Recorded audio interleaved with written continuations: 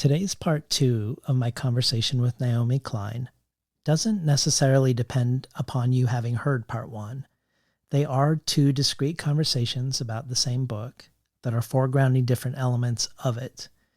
In the first part, we foreground the literary elements of Naomi's book, Doppelganger, and looked at the phenomenon of doppelgangers and doubles, of what she calls the mirror world and the shadowlands. I personally wanted to do a part 2 with Naomi because although we touch on the many Jewish elements of Doppelganger in our first conversation, perhaps most prominently Philip Roth's Operation Shylock and how it engages with Jewish memory and identity and the question of Israel and Palestine, Zionism and diasporism, these elements were only touched upon, and these elements were actually the least talked about aspects of the book in most of our interviews. So today is the Doppelganger Jewish edition. But even though we are returning to foreground the many Jewish elements of Naomi's book, whether antisemitism and the ways accusations of antisemitism are weaponized against others, or Zionism versus the Jewish Labor Bund's notion of hereness, or questions of Holocaust memory and what the efforts to exceptionalize the Holocaust have done, or Naomi and my own experiences of current Jewish leftist activism and organizing right now around Palestinian solidarity. Even though we are 2 Jews discussing all of this, I would like to suggest that this very Jewish-centric conversation in a way is not Jewish-centric at all, or rather at the edges of Jewishness, at the place of encounter. Indulge me for a minute as I try to explain. There aren't opportunities for literary podcasters to be honored in the book world. Brad Listy, Maris Kreitzman, Rachel Zucker, Ajane Dawkins, and Brittany Rogers and myself aren't up for the National Book Award in literary podcasting. So it was both a particular honor and an utter surprise to be given an award at all, but especially so by an entirely different field than what I am in. The International Forum of Psychoanalytic Educators gave me an award called the Distinguished Psychoanalytic Educator Award. And in the months leading up to going to their conference, to both be interviewed during it and to give an acceptance speech at the banquet, I had to think harder about what it was that I did and why psychoanalysts would think of me at all. And this was a particularly strange exercise because placing psychoanalysis between myself and my own work, to look at my own work through its lens, was a strange thing because my notion of psychoanalysis is surely a century outdated. I had no idea how it has or hasn't evolved over that time. And I had no idea where this particular group, the IFPE, situated themselves and were viewed within the field. I didn't know until I arrived that in a ways they were renegade, pushing the borders of what psychoanalysis could be, looking at even collective forms of analysis for groups of people who've been traumatized. Nevertheless, not knowing any of this, my thinking over the months was really clarifying about what is important to me on the show. There are episodes of the show that I think are overtly psychological in nature, even referencing psychoanalysis. The first conversation with Sheila Heti, the conversation with Ellen Siksu, and the first one with Naomi I would particularly think of. But one thing that has stuck with me as relevant to how I view the show is from the Irish poet and theologian Pádraig Ó Tuama's work around peacemaking between the Irish and the British in Northern Ireland. When he was on the show, he talked about how you cannot start an encounter like this with each side telling their own stories to the other. That the stories we tell of ourselves and our people often are tales of grievance or tales that preserve our sense of our own goodness, where In my mind, or in my words, they are not really about looking at anything, but sometimes even a looking away, reinforcing either our own pain or our own innocence, or some mixture of both. For his work, he placed the Book of Ruth between these two people as a means of engagement. For one, because it comes from both of their traditions, but also because God isn't in the book in any overt way. A secular person could engage with this story of risk across difference, of mutual aid. But also because, I think this is key, most people are not very familiar with this story. They aren't coming with well-rehearsed, well-worn ideas about it. I realized in hearing his approach that I am drawn to writers and to conversations about writing where one's own narrative is porous and aware and in engagement with countervailing or even contradictory narratives, regardless of the genre one is working in.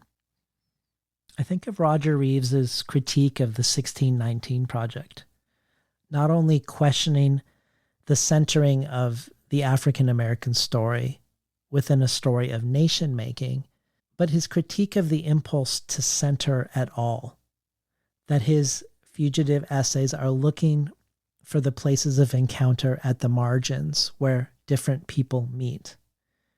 And that reminds me of Jory Graham, who says that humans are the only species that can retreat from being fully present, and that a tree, for instance, is not most present at its core, but at its edges. It is most present at the tips of its branches, at the place it is most extended. So many of the conversations I most remember, I think, are investigating identity in this interesting way, finding an intensity of presence at one's own margins, whether Sharif Shanahan, where in part we looked at the many centuries old taboo of speaking into or conducting scholarship around the effect of the trans-Saharan slave trade on Black Africa, and the Muslim, Arab, and Black scholars who are breaking the silence with great care, or Monica Yoon and Viet Thanh Nguyen, and the ways they both celebrate and interrogate Asian American identity, looking both at anti-Asian violence and Asian anti-Blackness. Or my most recent conversation with Matilda Bernstein Sycamore, which looked at her own Jewish family's complicity in white flight and disinvestment in Baltimore. But not only these, the writers who are questioning the history of a given form too, they are also questioning the notion often of the individual self and its role in storytelling or poem making.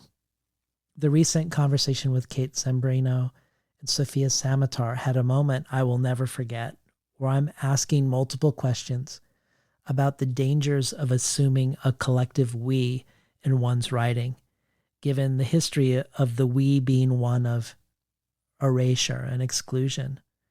And Kate saying, but what about the risks of the I, of what we exclude by assuming an I in relation to others and otherness, both among human culture and between humans and the non-human world?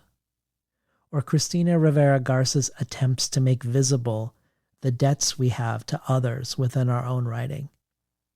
I say all of this because today's conversation, if you imagine the Jewish tree, today's conversation is finding its energy and intensity at the tips of the branches. It is alive and present at the place of encounter, of how to be in relation to difference. What is the effect of centering our stories of grievance or of goodness? And what other ways of telling our stories as a people have been overlooked or suppressed? I also want to add before we begin that with the ongoing, still unfolding horrors happening in Gaza, we are seeing an intensification of long-standing efforts to censor Palestinians from telling their own story. Yes, we're going to talk about Palestine today. In fact, it becomes the main lens through which we look at Jewish identity. And Naomi's position as an anti-Zionist Jew is also one often censored. But there's no way around the fact that we are two Jews talking about the questions of Israel-Palestine in relation to Jewish identity and memory, and in relationship to Naomi's book. So I will include in the email going out to supporters many places to explore these same questions from Palestinians themselves, including 2 recent episodes on this show with the Palestinian novelists Isabella Hamad and Adania Shibli, whose work has been targeted since October 7th and is part of our conversation today. Lastly, I want to mention one error in my own memory. I make an error that I only discover after the fact because Naomi brings it up a second time because she didn't remember it herself. When I supposedly recall something from Philip Roth's book, Operation Shylock, a book that I read 25 years ago and she read more recently. But in talking about fake Philip Roth's espousing of reverse Zionism, I mentioned having never forgotten the detail of his suggestion that the Jews should have been given Prague, not Palestine. But this detail actually comes from another book, from his novella, The Prague Orgy, where he imagines as a child when he's collecting nickels and dimes for the tzedakah box as a kid, the baby blue box for the Jewish National Fund, that this would go not for nation building in Palestine, but toward a future homeland of Jews in Prague. Fortunately, the point I make with this vignette from the wrong book still works and stands in the interview, but I wanted you to at least know where this idea came from. Naomi, last time we talked, contributed a reading from Operation Shylock of a letter written by fake Roth to the real Roth, which is not to be missed. And it joins bonus readings from everyone from Dion Brand to Christina Sharp to Natalie Diaz to Isabella Hamad, who reads a letter from the Palestinian political prisoner Walid Daka. You can find out more about the bonus audio archive and the many other potential benefits of joining the Between the Covers community at patreon.com/betweenthecovers. And now for today's second conversation with Naomi Klein.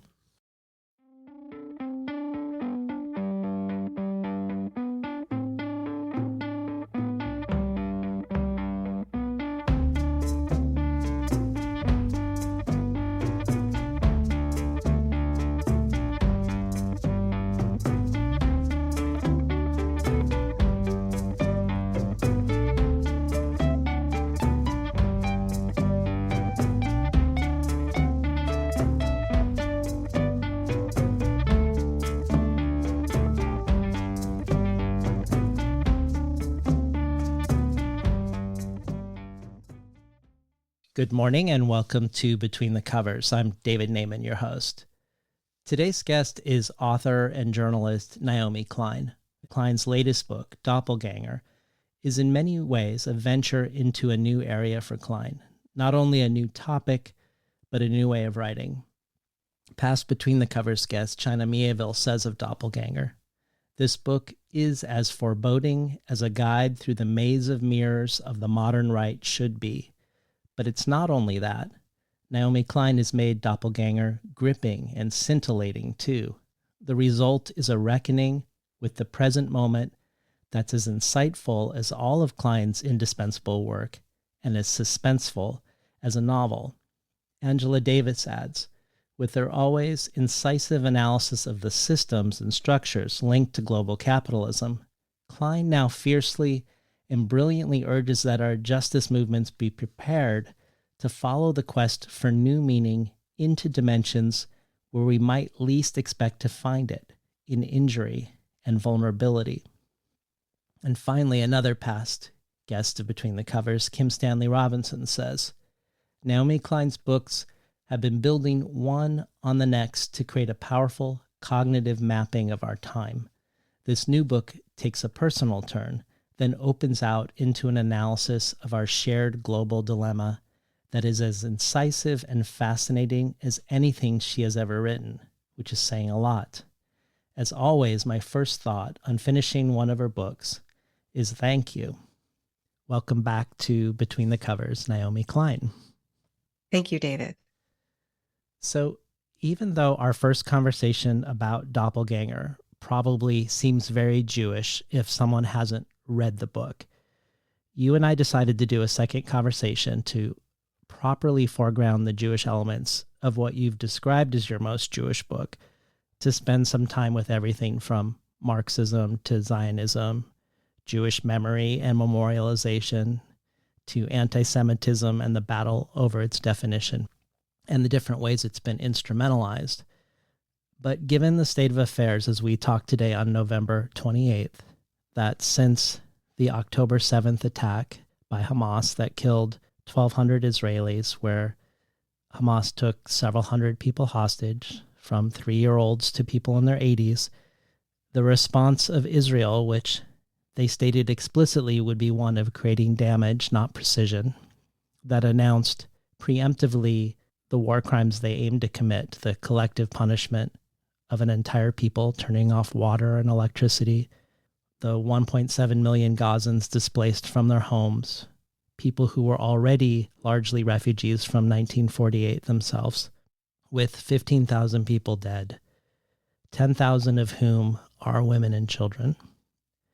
Nearly half of the housing units there having been destroyed or severely damaged, something that took 4 years to occur in Syria, happening only in a matter of weeks in Gaza. Because of all of this, I wanted to start with Palestine and Israel, both in your book and at large, and work our way toward these other elements. And to do so, I wanted to first situate myself and situate the moment in relation to the Jewish left in the hopes that you would do the same. Nearly a quarter century ago now, I saw an ad on the back page of the Alt Weekly here in Portland that said something like, "Are you a radical Jew? Come to this gathering," under the auspices of what would be called the Radical Jewish Action Project. And I had been an activist on and off since I was young, probably most formatively the anti-apartheid protests as a teenager at university, but also more recently to this ad, the WTO protests, and then joining the Jewish bloc at the IMF protests in DC.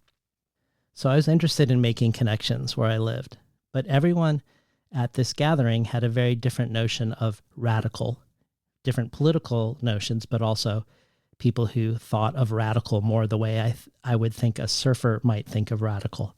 So eventually a small subset of us, including those who put out the call, one of whom, Stosh Kotler, who would eventually move to New York and direct Bend the Arc, the progressive Jewish organization that focuses on solidarity across race, faith, class, and gender on domestic issues, we reformed as a smaller group called Jews for Global Justice that mainly focused as a Jewish anti-occupation and Palestinian solidarity group. And the reason why I bring this up is to compare 2 decades ago to now. Back then, there were no Jewish rallies in Portland on behalf of Palestinian lives. We might have numbered 25 people, and some small subset of us would show up at Palestinian rallies as Jews, identified as Jews, to show support, and also to begin building relations with the Palestinian community here. Flash forward to today, however, and thousands of North American Jews are mobilizing in solidarity with Palestinians, have occupied the U.S. Capitol, hundreds arrested there, occupied Grand Central Station, Statue of Liberty, shut down the Manhattan Bridge, and blockaded innumerable offices of politicians across the country. Here in Portland, where no Jewish rallies were occurring 20 years ago, the one I attended recently was many hundreds of Jews in a city that is less Jewish than the country on average. But these gatherings of hundreds of Jews are happening in smaller cities all over the U.S. and many thousands of Jews in the larger cities. And it feels to me like the biggest phenomenon of solidarity from the diasporic Jewish left in my lifetime, probably since the civil rights movement in the 1960s. And I know you are a longtime board member of Jewish Voice for Peace, someone with a longtime engagement, both in activism and writing in this realm. And I was hoping you could both place your own Israel-Palestine activism in a context or origin story for us, and also reflect on your sense of the significance of the moment for the project of a Jewish radical and collective solidarity with others. Sure. I find myself really overwhelmed by that assignment, David. First, I just want to observe, just listening to your origin story and all of this is just, to me, there's something really kind of beautiful about how being part of the left over decades, being part of social movements that have had these kind of punctuated reference points, that, the moments when this sort of quieter, daily, less seen work pierces the collective consciousness. You mentioned the WTO protests or the IMF protests. I just think it's kind of nice that, you and I, that I know of, have never met, but that we could have been formed by these same events. I sort of love that. And I've had that experience with other people where I read their awakening stories and I realize, oh, we were at the same place. We read the same thing. We had the same, we were repressed by the same cops, So I just love that. I honestly, I don't know how to tell this story in a concise way because it's been so formative to my political and writing life, my entanglements with Judaism, my run-ins with official Jewry, my undoings and excommunications. Yeah. I think in our first conversation, I shared with you that my first published piece of writing was my bat mitzvah speech in my synagogue bulletin, yes, which was an unconventional piece of writing for a bat mitzvah speech, and it was about racism within the Jewish community, within my Jewish day school, within the culture that Reconstructionist synagogue. And then when I was in university, I had a really formative experience as an undergrad where I wrote something about the first Intifada. We had a special issue of the student newspaper that I wrote for the varsity, and I contributed an op-ed that caused a huge firestorm on my campus that was like a kind of microcosm of the kinds of things we're seeing now. It involved emergency meetings. It involved bringing in donors to pressure the president of the university to denounce me and defund the student newspaper. It involved, accusing me of being a self-hating Jew and not a real Jew. And because I was just probably 20 at the time, it had a real impact on sort of my understanding. Like, I also think it kind of toughened me up more than anything else, that the controversies that I faced later in writing about corporations and globalization and capitalism, nothing was ever as intense as that firestorm when I was 20 at my university. So I guess it got me ready for a life of taking on more controversial subjects, but it also kind of caused me to back off writing as a Jew, I suppose, until the shock doctrine has a chapter about the Israeli economy as a disaster capitalism story, as a way of building a very profitable economy that is in a state of perpetual war, occupation, conflict, incarceration of another people, and to turn that into an industry unto itself that Israel was selling post 9/11 to the rest of the world. I would write periodic columns about the interaction of Israeli policy and particularly the post 9/11 so-called war on terror, and the way Israeli politicians like Ariel Sharon very deliberately tried to use the state of shock after September 11th to sort of universalize the refusal to recognize Palestinian self-determination rights or statehood, to say, you see what we're dealing with here? These people, and that was the sort of message from Sharon was what just happened to you in the United States is what we are dealing with, which of course was not true. It was completely different context, but it was a way to do something that Zionist state politicians have done for a long time, which is refuse to recognize the quest for Palestinian self-determination as an anti-colonial struggle, but to make it an issue of irrational Jew hatred. Mm-hmm. That was really renewed after the 9/11 attacks. So I did write about that. And I guess a turning point came for me in 2008, when there was a huge bombardment of Gaza by Israel, and 1,400 Palestinians were killed by Israel. And at this point, the BDS call was relatively young, a few years old. I had not openly supported it yet. I had sort of quietly supported it, but I had not publicly supported it. And I, at that point, wrote a column in The Guardian and The Nation. And I think the headline was, "Enough, it's time for a boycott." And it was the case for joining BDS and supporting BDS. That made me a subject of some controversy, because there hadn't been that many kind of high profile mainstream media joining in support for BDS. And then I tried to publish the shock doctrine in a way, in Hebrew and Arabic, that respected the BDS call. I worked with the BDS National Committee to do that. And then I went to Gaza, and then I came home and talked about it. And then there was a lot more controversy. And that's when I started, I guess, getting more involved in Jewish Voice for Peace. And so this was around 2008, 2009. At that point, JVP was very small. They had 3 full-time staff. They had 3 staff people, and I don't think they were all full-time. And, now they are, such a formidable organization in the US and beyond, and organizing these huge demonstrations.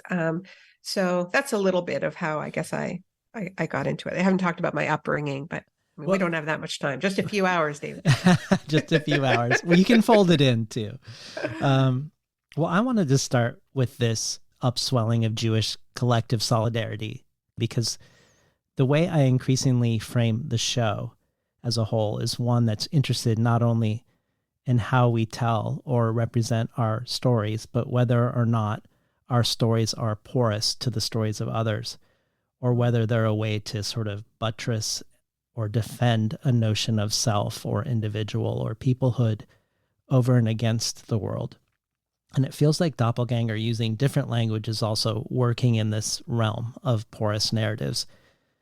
Just after the Hamas attack, I was watching one rabbi's sermon, a progressive rabbi who was talking about the pain and loneliness of always being situated as a people apart, something that happened to Jews over millennia in Europe in terms of what jobs or roles Jews could or couldn't have, to sort of the impossible nature of how a Jew is imagined to be critiqued as much for being insular and unintegrated as for being cosmopolitan and assimilated, as much for being a capitalist as for being a communist, as much for being the face of whiteness or a Trojan horse for the immigration of brown and black people, and in a replacement theory.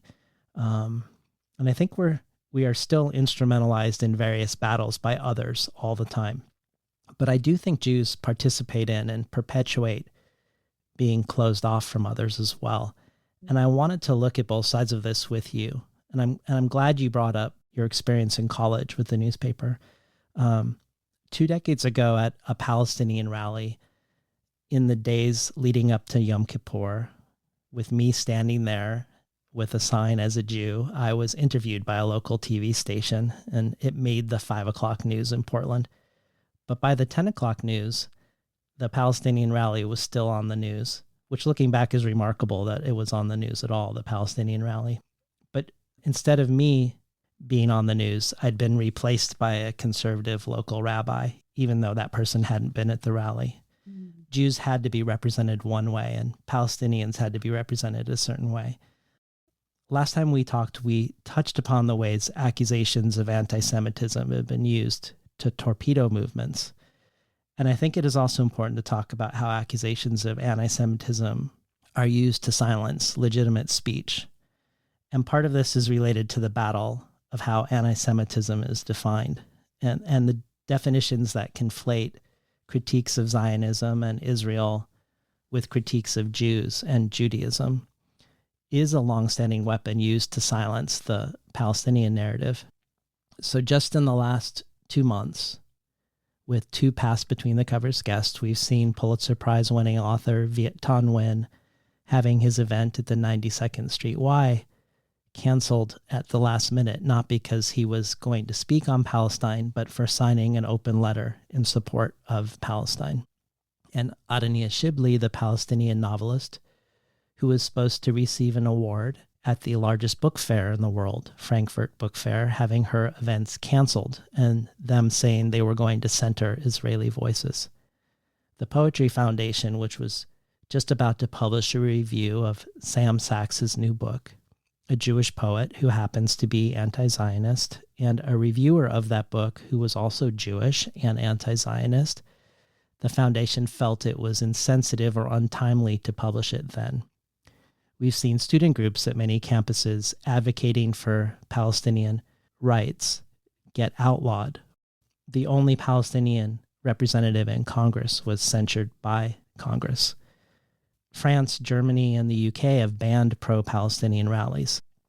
All of this is high profile right now because of the Hamas attack and the subsequent decimation of Gaza. But this intimidation and attempted silencing of students, teachers, scholars, speakers, artists is many decades old and longstanding, hundreds of incidents a year, as your own story demonstrates. All of this done, quote unquote, on behalf of Jews. But it feels like in many ways some sort of dam is broken where despite all of these attempts, people are saying, no more, we will speak. Is that your impression as well? I mean, there's definitely been a dam breaking, a huge shift.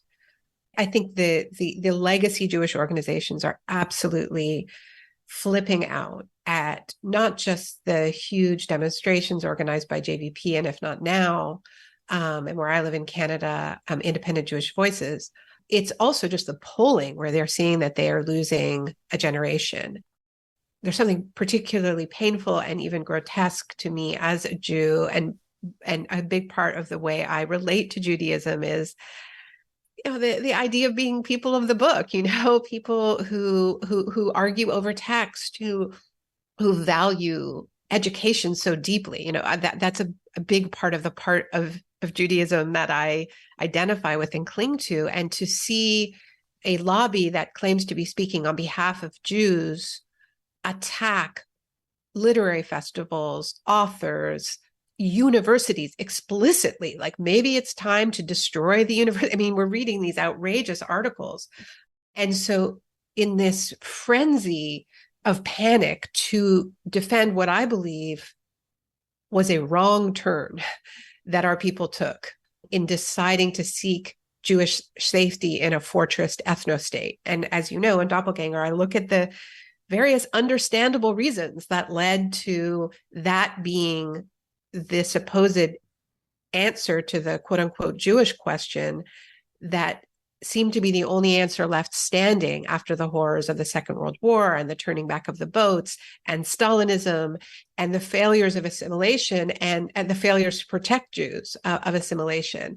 This used to be an area of such robust debate. And then it just seemed like the only people with an answer to the terrors of anti-Semitism who were willing to defend that answer robustly were the Zionists. And then within Zionism, there were fights.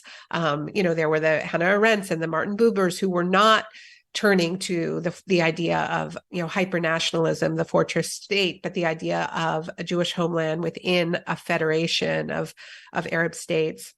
They lost. And so there was just kind of, for a while, it seemed the one answer left standing, and then a few kind of marginal voices around the edges. So there's a sea change at work. And there are moments where I feel very hopeful about that, where I think, nothing can stop us now. You can't fight a generational shift like this. And the generational shift has to do with many different forces. And I think probably the most significant ones are the way this same generation that received a Holocaust education were also educated by Black Lives Matter, by the racial justice reckonings, by an indigenous resurgence, and so are able to connect the dots between what they've learned about other genocides and what they've learned about the Holocaust. And the only response that the mainstream Jewish lobby has to this is more Holocaust education, as if that's going to fix it. When in fact, what we're seeing in the streets with If Not Now and JVP is a generation that has a different understanding of the messages of the Holocaust. They're saying not in our name. They're saying never again to anyone. It's not that they don't know. They know. They were shaped by it, but they have a different understanding, and it is a less exceptional understanding of the Holocaust. But the reason why I can't just feel confident that this shift is going to stick is, we're seeing just an incredible criminalization. And David, books are at the center of it. This is the thing, I was thinking about talking to you today, and right now, I'm speaking to you from Canada. And, in Canada, the book market is extremely concentrated, even more than the United States. There's a single book chain called Chapters Indigo that controls, I think it's 40% of the retail book market and 80% in some regions. And Chapters Indigo is the controlling shares are owned by a couple, a Canadian sort of power couple named Heather Reisman and Jerry Schwartz, who are very right-wing Zionists, and they're extremely active in organizing the Jewish lobby. They organized a merger of different Jewish groups a few years ago. It's the reporting sort of had it begin, and I think began in their living room as a plan, bringing different people together. They wanted a more pro-Israel Jewish lobby in the state, in Canada, sorry. And they also formed a foundation in 2005 called the Hezeg Foundation for Lone Soldiers. And it is an official charity in Canada. And this is very, very controversial for Palestine solidarity activists, because Hezeg is a scholarship fund for soldiers who enroll in the IDF who are not Israeli. They're Jews who want to join the IDF from different countries, Canada, but other countries.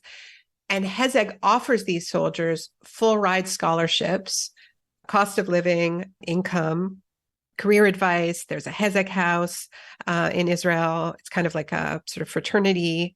But this clearly is recruitment for the IDF, right? If we think about the way this works in the US, how does the US military recruit? By offering scholarships, by offering all of these economic incentives to working class kids to say, okay, this is going to be the bonus for joining the military. And that is what Hezeg does.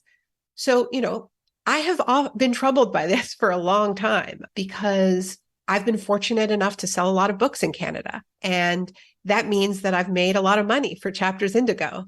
And that means that some portion of those profits have gone to Hezeg, because Heather Reisman and Jerry Schwartz are the financial backers of Hezeg. They spend millions of their own money, but that also means that a portion of it is book money. So that means that the whole Canadian literary world is implicated in this without our consent, without our consultation.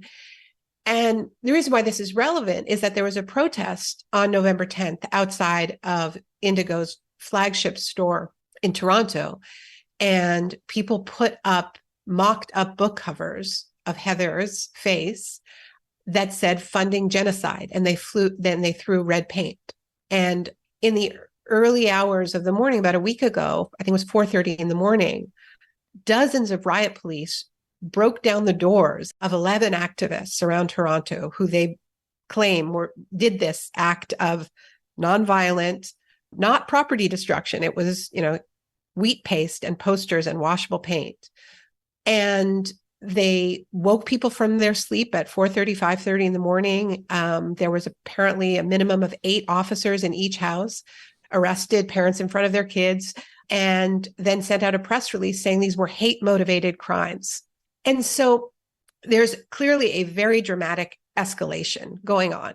One of the people who was caught up in this is a tenured professor at York University, former chair of the sociology department. So a message is being sent, and the ante is being raised about what the cost of just nonviolent I mean, that's not even really civil disobedience, right? That's direct action. Whatever you think about the posters, that's political speech. That is not targeting Heather Reisman as a Jew. That is targeting Heather Reisman as somebody who is linked very tangibly to the IDF, who has a financial link. And so what it feels like is a kind of a cleanup operation where, so that is happening. There's a really important museum curator who was fired, Wanda Nanabush, the first Indigenous curator at the most important museum in Canada, the AGO.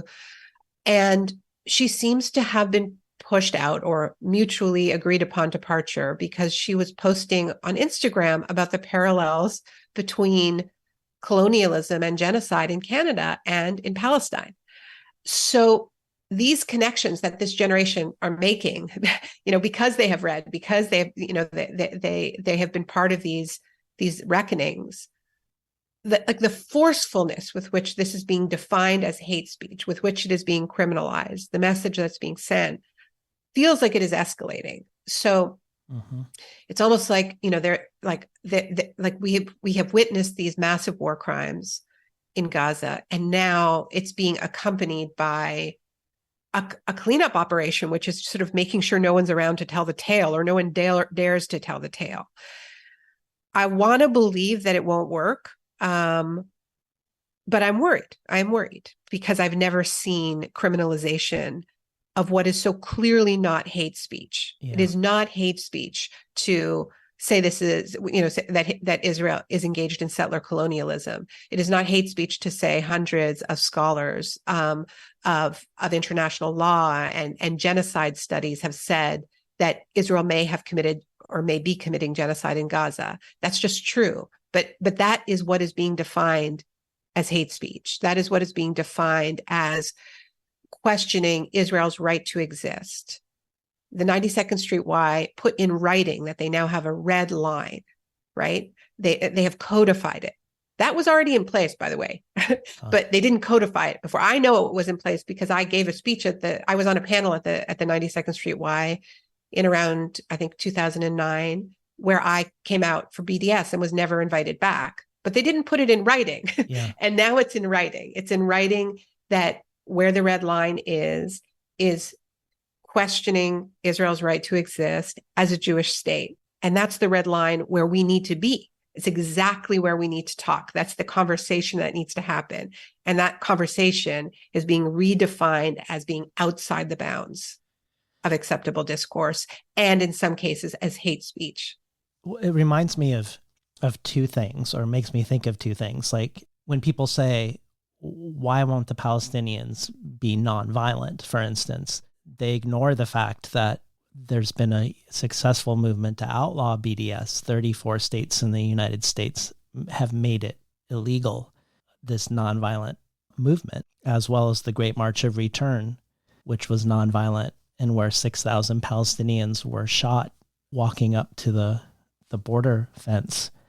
But I also think about this weaponization of anti-Semitism in the name of Jews, where, as you mentioned, these activists having their houses stormed as if what they did was terrorism or anti-Jewish hatred. It feels to me, at least, that this weaponization of anti-Semitism makes Jews less safe, not more. When I was in this political group decades ago, Stosh Kotler had the group go through various trainings or orientations so that we were on the same page in terms of frameworks or language that we were using or referring to. For instance, we did trainings on trans rights and trans issues, but also more general orientation around intersectionality, where a non-Jewish group was brought in for an afternoon to lead the training. And one useful thing put forth was that racism was not just prejudice, but prejudice plus power. That if an indigenous person is biased against a white person, that is not reverse racism. That essentially reverse racism didn't exist. It was prejudice. And I found this very useful. And yet when I asked them, but what about anti-Semitism, where the more Jews are perceived, sometimes rightly, sometimes wrongly, to have power, that actually makes them more vulnerable, not less. And it felt like an important distinction around how anti-Semitism has operated forever, and one that they couldn't speak to with their model back then, that group, which was frustrating to me.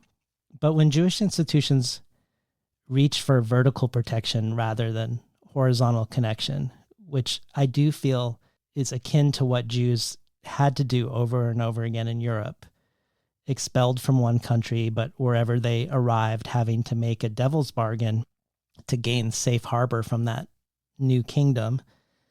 This vertical protection feels like it feeds into the all-powerful Jewish stereotype, which I think feeds into anti-Jewish sentiment, not the reverse. And it feels to me like there's a certain irony of Israel in this regard, that on one level, within Israeli society itself, they've escaped being forced for millennia into the middleman position, doing the dirty work for Christians, where in Israel now, Jews are taxi drivers and janitors and machinists and farmers, as well as everything else. But if we step back and look at Israel as a country in relation to the rest of the world, it feels like they're still in exactly the same position, where Biden in 1986, before Hamas existed, said that if Israel didn't exist, they would need to invent it. And Israel seems to serve this crucial middleman role on behalf of the US and Europe, and thus to take the heat for the things that the US and Europe are unconditionally funding. I'm not exactly sure where I'm going with this, but all of this makes me feel less safe, not more. All of this being done in my name, including what you're describing in this action, makes me more fearful, not less fearful. Yeah. And, one of the things about the action that I was describing about the Indigo bookstore and the context that I just gave you, right? That this campaign against Indigo actually dates back to 2006, year after they formed the foundation. It actually was led by Jewish women who used to have a picket every Friday. It's been going on so long that the women who led those pickets, they've all since passed. And the tactics are getting more disruptive because what Israel is doing is getting more violent. And there is a franticness to the fact that our governments are giving this blank check in international forums and in the form of weapons and material support. And so people are looking for pressure points, right? That's what BDS is. It's a kind of a people's foreign policy, right? Because our governments are failing in any way to abide by the values that they espouse and the international agreements that they are parties to and so on. But I also can understand how if you don't know all of that and all you see is a bookstore that is owned by Jews, never mind that it's a massive chain, and you see the face of a Jew and you see some red blood and you see the word genocide, that if you sort of squint, it would bring back all the memories, right? And then that is deliberate. Then that becomes a deliberate strategy. And by some terrible, terrible coincidence, it turns out that this action was done on the anniversary of Kristallnacht. And so, of course, this becomes the talking point. And even though some of the people who participated in it were Jewish and it had nothing to do with the person's Jewishness, it triggers all of the trauma. It triggers all of that. And I think we have to find a way to both understand how something can feel true and provoke those historical memories, but for it still not to be true that she was targeted because she was Jewish. The same thing is true around the discourse about October the 7th being a pogrom, being the bloodiest day in Jewish history since the Holocaust. That whole framing assumes that people were killed because they were Jews, as opposed to killed because they were Israeli and part of a colonial project. I think that it is unacceptable to target civilians in any circumstance, and it's barred under international law. But I don't think that they were targeted because they were Jews. I think they were targeted because they were Israelis. But by framing it as a pogrom, it's a deliberate attempt to revive those historical memories. And whether that is, it's framed or not, it's going to revive it because the memories are there. But, I think what you're saying about feeling less safe, I mean, it's a very hard thing to talk about because it's so hard for it not to sound like victim blaming. And whenever I've tried to write about it, that has been the way I've been attacked, is you're blaming the victims. But I have been trying to wrestle with this issue. When I said I've been writing about this on and off in columns, I wrote a column about this in the early 2000s about what Sharon was doing after the September 11th attacks, making Jews less safe, and that the entire project of entangling Jewish identity with a nation state, and not just a nation state that flagrantly violates international law, as many nation states do, but to deliberately blur the lines between these two, which is what Israel is doing all the time, and what things like the IHRA definition of anti-Semitism does, and what the 92nd Street Y does when it says there's a red line, it's anti-Semitism to question Israel's right to exist as a Jewish state. That's the unspoken part. That makes it very difficult for people to disentangle what is Jews acting and what is this belligerent state acting. And so I do think that makes Jews more vulnerable. I still think it's anti-Semitic for somebody to take that out on a Jewish institution or a Jewish cemetery or a random Jew on the street, which is happening. Yes. With people are taking their rage out at Israel on Jews. That's anti-Semitism. But it's unavoidable to understand that there is a link between these things. So I don't know how you talk about that without then being accused of blaming the victims. I don't think it is the victims' fault of those crimes. I do think anti-Semitism is real with or without the belligerence of the Israeli state and the criminality of the Israeli state. So do I. But I also think that they are making us tangibly less safe. Well, before we move on to other topics, I wanted to articulate some version of what people are not supposed to speak, the story that is perpetually silenced, under the premise that originally Arab opposition to the Jewish state in Palestine was anti-Semitic, and that both the main reason Palestinians and Arab nations in the region have opposed its formation and expansion was anti-Jewish sentiment. This story was the story that I grew up with. It's the story told by Jews and others, and it seems at the root of this question around what is and isn't anti-Semitism. And I really like a piece by Natasha Gill called "The Original No: Why Arabs Rejected Zionism and Why It Matters." And part of the reason why I like it is that Gill, who runs negotiation simulations for mediators and diplomats and policymakers, she says, quote, "A viable peace process does not require either party to embrace or even recognize the legitimacy of the other's narrative.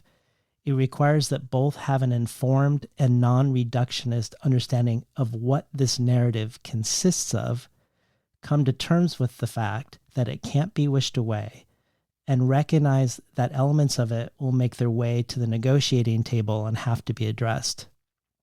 So I'm going to say things not from this article verbatim, but it's sort of in the spirit of it, that speak against anti-Semitism as the principal organizing force of the opposition to the formation of Israel.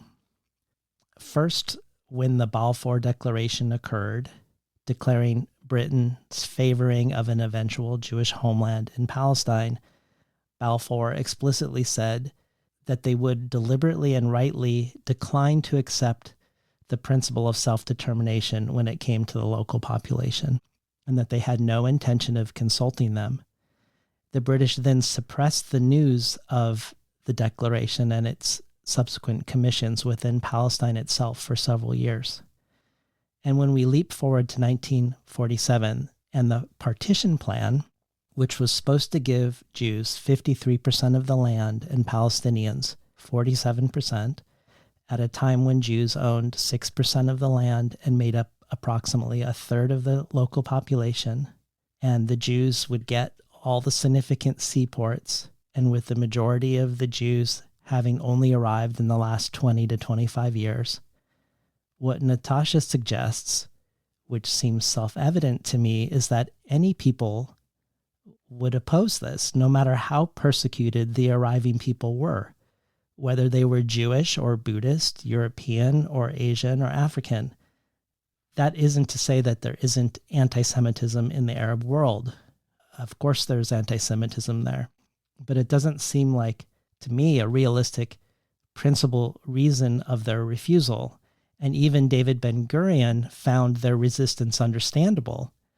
There is a lot of focus on the portrayal of the Palestinian refusal over time, but I think there's little on the Jewish side. That David Ben-Gurion himself was not happy with the partition because in his mind, getting 53% only gave the Jews a 60% majority of Jews over Arabs in the future state.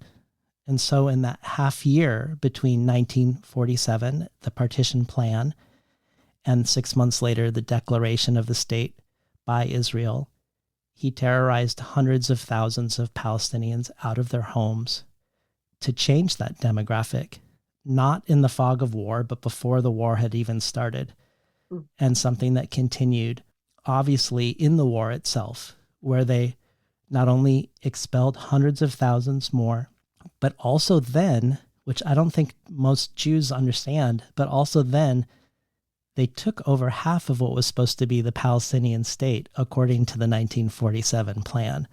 So that in 1948, Israel has 78% of the land instead of 53% of the land.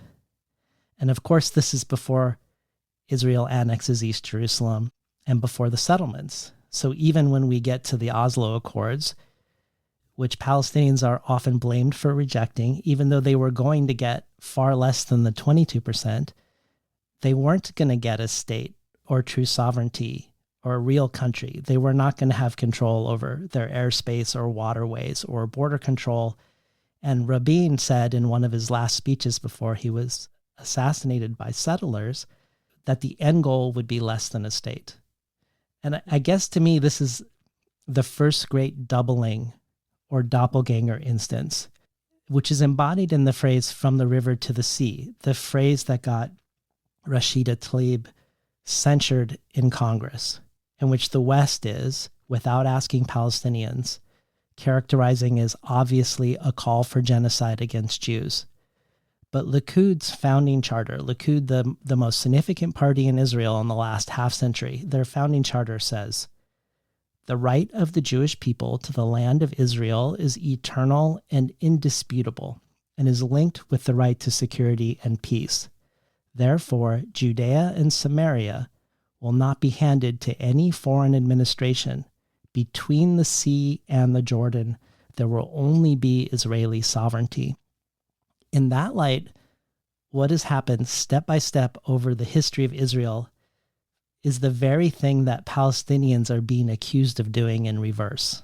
It feels like the projection you're talking about in Doppelganger, and maybe the origin projection. Yeah, I think it is. And I think that's the heart of what Carolyn Rooney, who I quote in the book, who's a scholar of Middle Eastern studies, describes as Israel's doppelganger politics, which is projecting onto the other that which you cannot bear to look at about yourself. And the constant, they want to push us into the sea, which is, the story that I heard in my Jewish day school that is such a core Zionist rationale for militarizing every aspect of Palestinian life. I mean, Palestinian life being at the other end of an Israeli gun. This occupation has been going on longer than I've been alive, and I've been alive for a while, And what we always heard, they want to push us into the sea, but I never heard the word Nakba when I was growing up. I mean, the statistics that you shared, I mean, I don't think that you can overstate how much we did not know, how much we were not told in just a classic Jewish education. And, I had that education, and I also had a more kind of universalist, lefty, never again to anyone education. But you know what? I did not hear about the Nakba. I heard we're against the occupation, but I did not hear the word Nakba, until well into university. And that word was forbidden. And yet what you heard all the time was they want to Nakba us. They want, they're going to do it to us. So it's like, it is I think there's a huge amount of projection, but I want to say that while acknowledging that one of the effects of this unending, grinding oppression, apartheid, occupation, siege, regular aerial bombardments of Gaza, and now, at the very least, an attempted genocide, a stated genocidal intent. Many Israeli politicians saying that the goal is to push Palestinians into the Sinai or into, two major Israeli politicians writing in the Wall Street Journal, why don't you take them to the rest of the world? And framing it as, well, don't you care about refugees? Which is extraordinary coming from the people who are turning them into refugees. But yet appropriating and kind of this mawkish version of migrant rights, which you don't get to do if you're the ones turning people into migrants. You don't then get to appeal to the heart of the world to take these poor refugees if you're the ones who turn them into refugees. And just last year, when this far-right government formed at the end of 2022, the coalition statement explicitly said that the agreement was for, this is a quote, "The Jewish people have an exclusive and unquestionable right to all areas of the land of Israel. The government will promote and develop settlement in all parts of the land of Israel, in the Galilee, the Negev, the Golan, Judea, and Samaria." So it's not just Likud's founding document, it's this government's founding coalitional document that is saying from the river to the sea, and then throwing up their hands in horror and shock at a protest chant, at a liberation chant, which for most people chanting it is simply a call for equality and equal rights for all people in those lands. The specifics of that yet to be determined, but those who have claimed that, including Rashida Tlaib, are absolutely right that that's the meaning of that chant for most of the people chanting it. Not all. I think there are some people who believe that it should be an Islamic state from the river to the sea. There's diversity of opinion within Palestinian society, just as there is a great deal of diversity of thought within Israeli and Jewish society.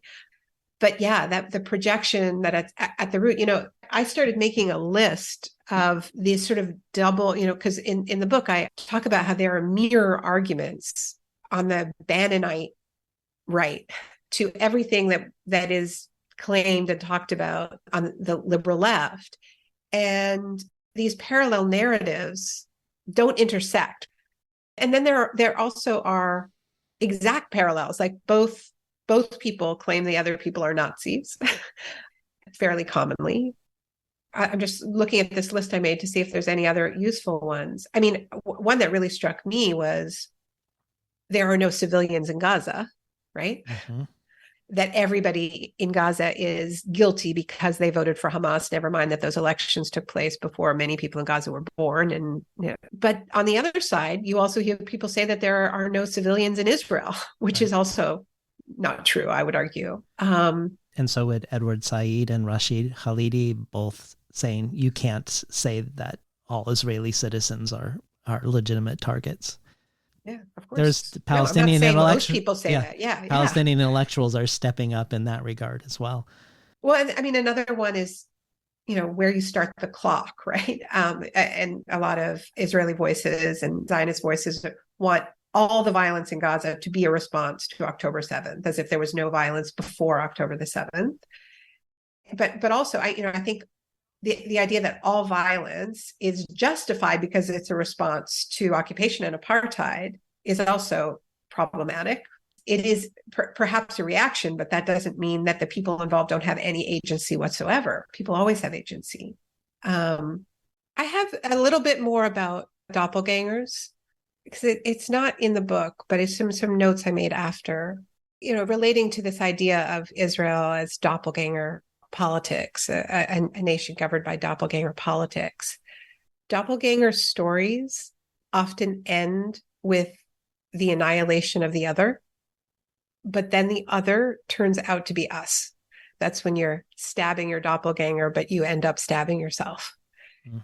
And as a Jewish person, that is what the ongoing and escalating horrors in Palestine show me.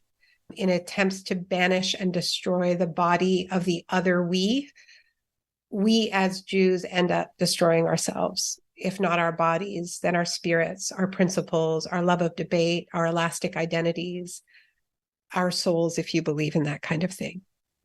That's really well said.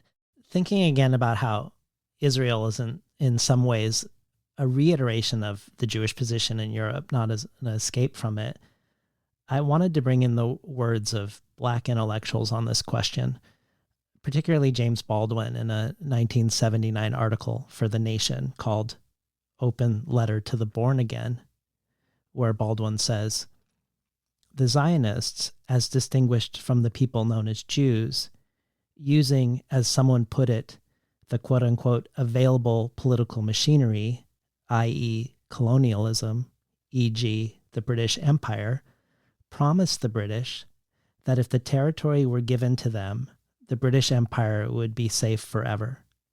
But absolutely no one cared about the Jews. And it is worth observing that non-Jewish Zionists are very frequently anti-Semitic. The white Americans responsible for sending black slaves to Liberia, where they are still slaving for the Firestone rubber plantation, did not do this to set them free. They despised them, and they wanted to get rid of them. Lincoln's intention was not to free the slaves, but to destabilize the Confederate government by giving their slaves reason to defect. The Emancipation Proclamation freed precisely those slaves who were not under the authority of the president of what could not yet be insured as a union." And much more recently, Fred Moten says something quite similar to this. But what is interesting about it, to me, is connecting it to the slaves who were sent by Lincoln to live in Liberia as free men. But because of the structural situation, they end up literally becoming slavers themselves. That their arrival as an utterly unimaginably repressed people with generations of their own trauma didn't vaccinate them from stepping into the structural role that they did. The reason I think of this is because thinking of the notion of our shadow selves from your book, Doppelganger, that doubles appear because of what we deny in ourselves. I don't think the majority of people in North America see ourselves in the subject position of Israelis, regardless of how our families got here, whether normal immigration or as refugees of wars in Vietnam or Afghanistan or elsewhere. That most people in Israel, despite how it's portrayed, did not move to Israel from the United States due to religious zealotry. Americans are a very small percentage of the total population, with nearly 1 million of the 7 million Israelis that are Jewish being from Morocco alone. Nearly half of them from North Africa and the Middle East, and the majority of the rest either descendants of Holocaust refugees or Soviet Jews. I saw Viet Thanh Nguyen speak shortly after he was canceled. He was in conversation at the Portland Book Festival with Tommy Orange. And he talked about reading Nadine Gordimer, the Jewish South African Nobel Prize winner, and her notion of how when you arrived, regardless of the circumstances, when you arrived, no matter how low you were in society upon your arrival, your status was above that of Black South Africans. And you could rise, and you knew you could, in a way that would never be available to them. And he likened that to the American experience, even for his family escaping a war, that you become an alibi for the nation-building project over and against Native and Black lives. And it feels like that's also a similar situation with Israel. But I wondered if Baldwin's thoughts provoke any thoughts on your end. Yeah, once again, this is all the stickiest, hardest subjects to talk about, including the anti-Semitism at the heart of the idea of Zionism. That Balfour himself was an anti-Semite, that this was always presented to European powers as a solution to their Jewish problem, i.e. Jews, i.e. win-win. You get rid of your Jews and we get a state of our own, to create a doppelganger of European nationalism and be a sub-imperial power. But the pitch was always an extremely pessimistic one that was the antithesis of what the Labor Bund was fighting for, which was hereness, we stay and we fight to make here better. And the idea that after enslavement, of course, Black people couldn't stay in the United States. That would create a crisis. So the solution is go, quote unquote, back to Africa. So many Black people fought for their here-ness in the United States, the right to be here and make here better. And it was always a reactionary idea of kind of twinning liberation or survival with the idea of get out of here. Many early Zionist writings were embedded with a sort of acceptance of many of the tropes of European anti-Semitism, right? Which was like the problem with the Jews was their statelessness, was their wanderingness, was their cosmopolitanness. And so the quest for respectability was we will cease to be the wanderers, cease to be the cosmopolitans, cease to be the people who carry community on our backs, and we will just be a normal state like any other. And then, quote unquote, normal, being a normal state becomes this kind of twisted idea of equality and the fight against anti-Semitism being, we get to do what you did. And if you don't let us do what we did, you're an anti-Semite. So if you cleared your land through violence, if you ethnically cleansed your indigenous inhabitants, then it's anti-Semitic to say that we Jews cannot. And so, I think once you accept the logic, like this idea of we're going to answer the Jewish question by creating a double of European nationalism, then you're carrying all of this with you. And, this is where the idea of the new Jew comes in, which is a really anti-Semitic construction, right? It's throwing the old Jew under the bus. Talk about victim blaming, basically saying that the Jews brought the Holocaust on to themselves by not being warring enough, even though there were many people who fought back and participated in different kinds of uprisings. There was this hyper-masculinist Zionist narrative that blamed sort of bookish European Jews for going like lambs to the slaughter, to the camps, and that Israel was a response to that, not just in the form of a fortress state, but also in the form of this figure of the new Jew, the muscular Jew, the non-bookish Jew, the Jew with the gun, who was not going to fight in coalition with other oppressed people for a new world, which was the vision of the socialist, Labor Bund, and many other, socialist Jewish formations, but was just going to put a gun to the head of the anti-Semite and force it into submission. And, a big part of this was this idea, and this is, really formative for Netanyahu personally, because it's what his father believed, this eternal nature of Jew hatred, this idea that there's something so primal about the hatred of Jews that it just is the through line of history. And you're a fool if you think that there's any kind of political response to it. The only thing you can do is fortress yourself against it, is force it into submission. And that also, I think, is a very anti-Semitic concept, because it assumes that this force is so powerful that there's no point in trying to change it.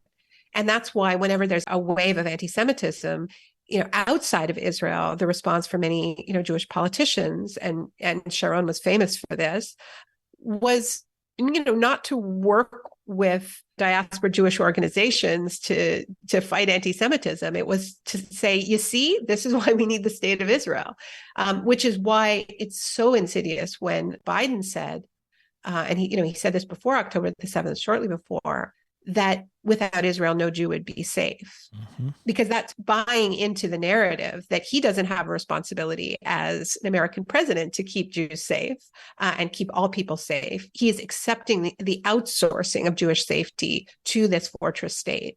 but yeah, I mean, there was a lot in what you were in those quotes as well about this, this, I think, a very flawed assumption that extremely traumatized people will naturally be better people because of their trauma. If there isn't a process for that, I think that trauma can be transmuted and turned into a different kind of power and solidarity. I've seen examples of this.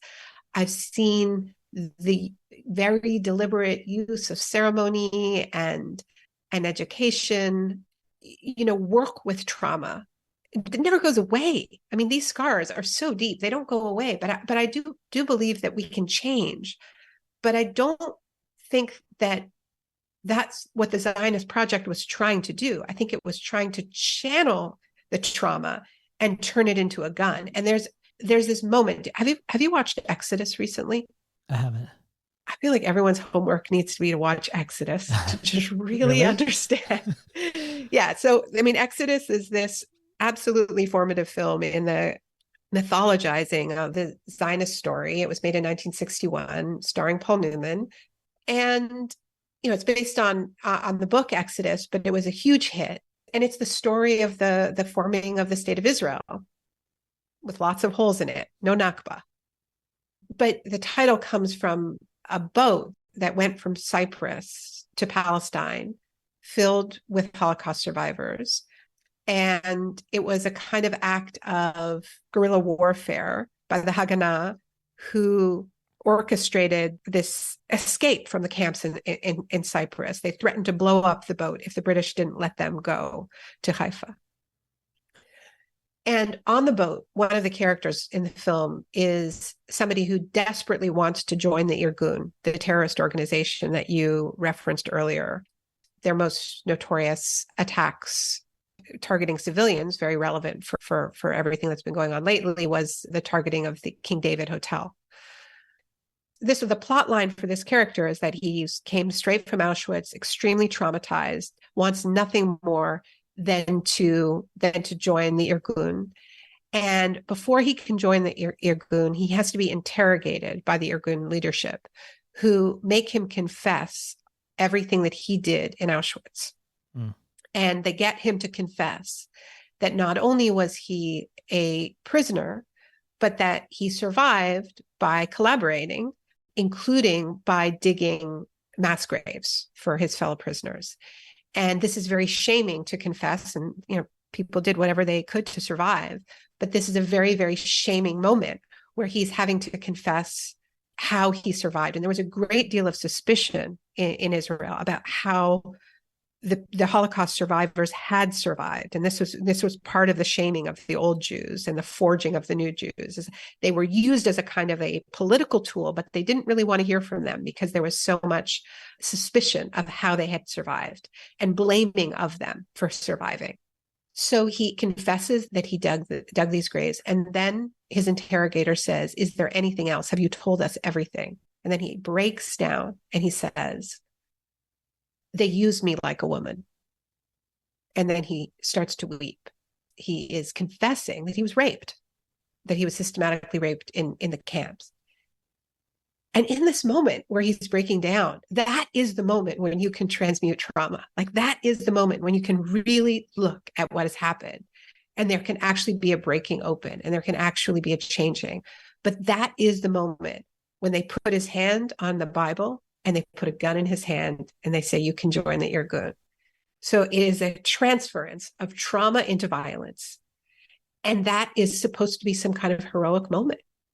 Yeah. But I think at the heart of this project is patriarchy, is injured masculinity, is an inability to actually look at brokenness, at trauma, and to confuse violence with therapy. To confuse being able to transfer into the position of an oppressor, of the guard. And now that is supposed to be freedom.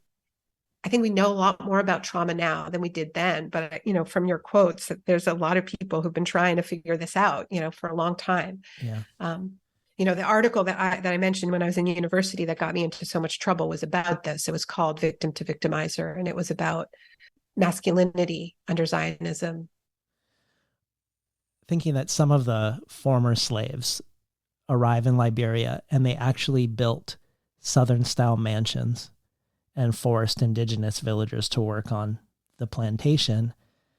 It makes me think of a letter that a group of Jews wrote to the New York Times in 1948 about Menachem Begin's visit to the United States. And this joint letter by Jews, including Einstein and Arendt, is warning of the Freedom Party founded by Begin, who eventually... This, by the way, is in a time of a great many open letters, my favorite open letter of all time. Oh, really? That's great. I love this one. Yeah, so Begin, who eventually becomes prime minister decades later, but they're warning of the Freedom Party, which they describe as a political party closely akin in its organization, methods, political philosophy, and social appeal to the Nazi and fascist parties, formed out of the former Irgun, a terrorist right-wing chauvinist organization in Palestine. And this party goes on to be absorbed as part of Likud, which is now the leaders of Israel and the most significant party of the last half century. And the current leadership and the faction within Likud in charge right now are, I think, the spiritual heirs of this subset of Likud. And the current language is fascistic, apocalyptic, and genocidal in nature. And I wanted to move toward talking about Jewish memory and memorialization and how it plays into a Jewish identity outside of an us. In Doppelganger, you look at all the wild ways Holocaust imagery is used by anti-vaxxers, for instance, as if they were being oppressed, just like the Jews were, and wearing yellow stars to show their oppression, where Jewish pain is being taken and implemented for nefarious purposes.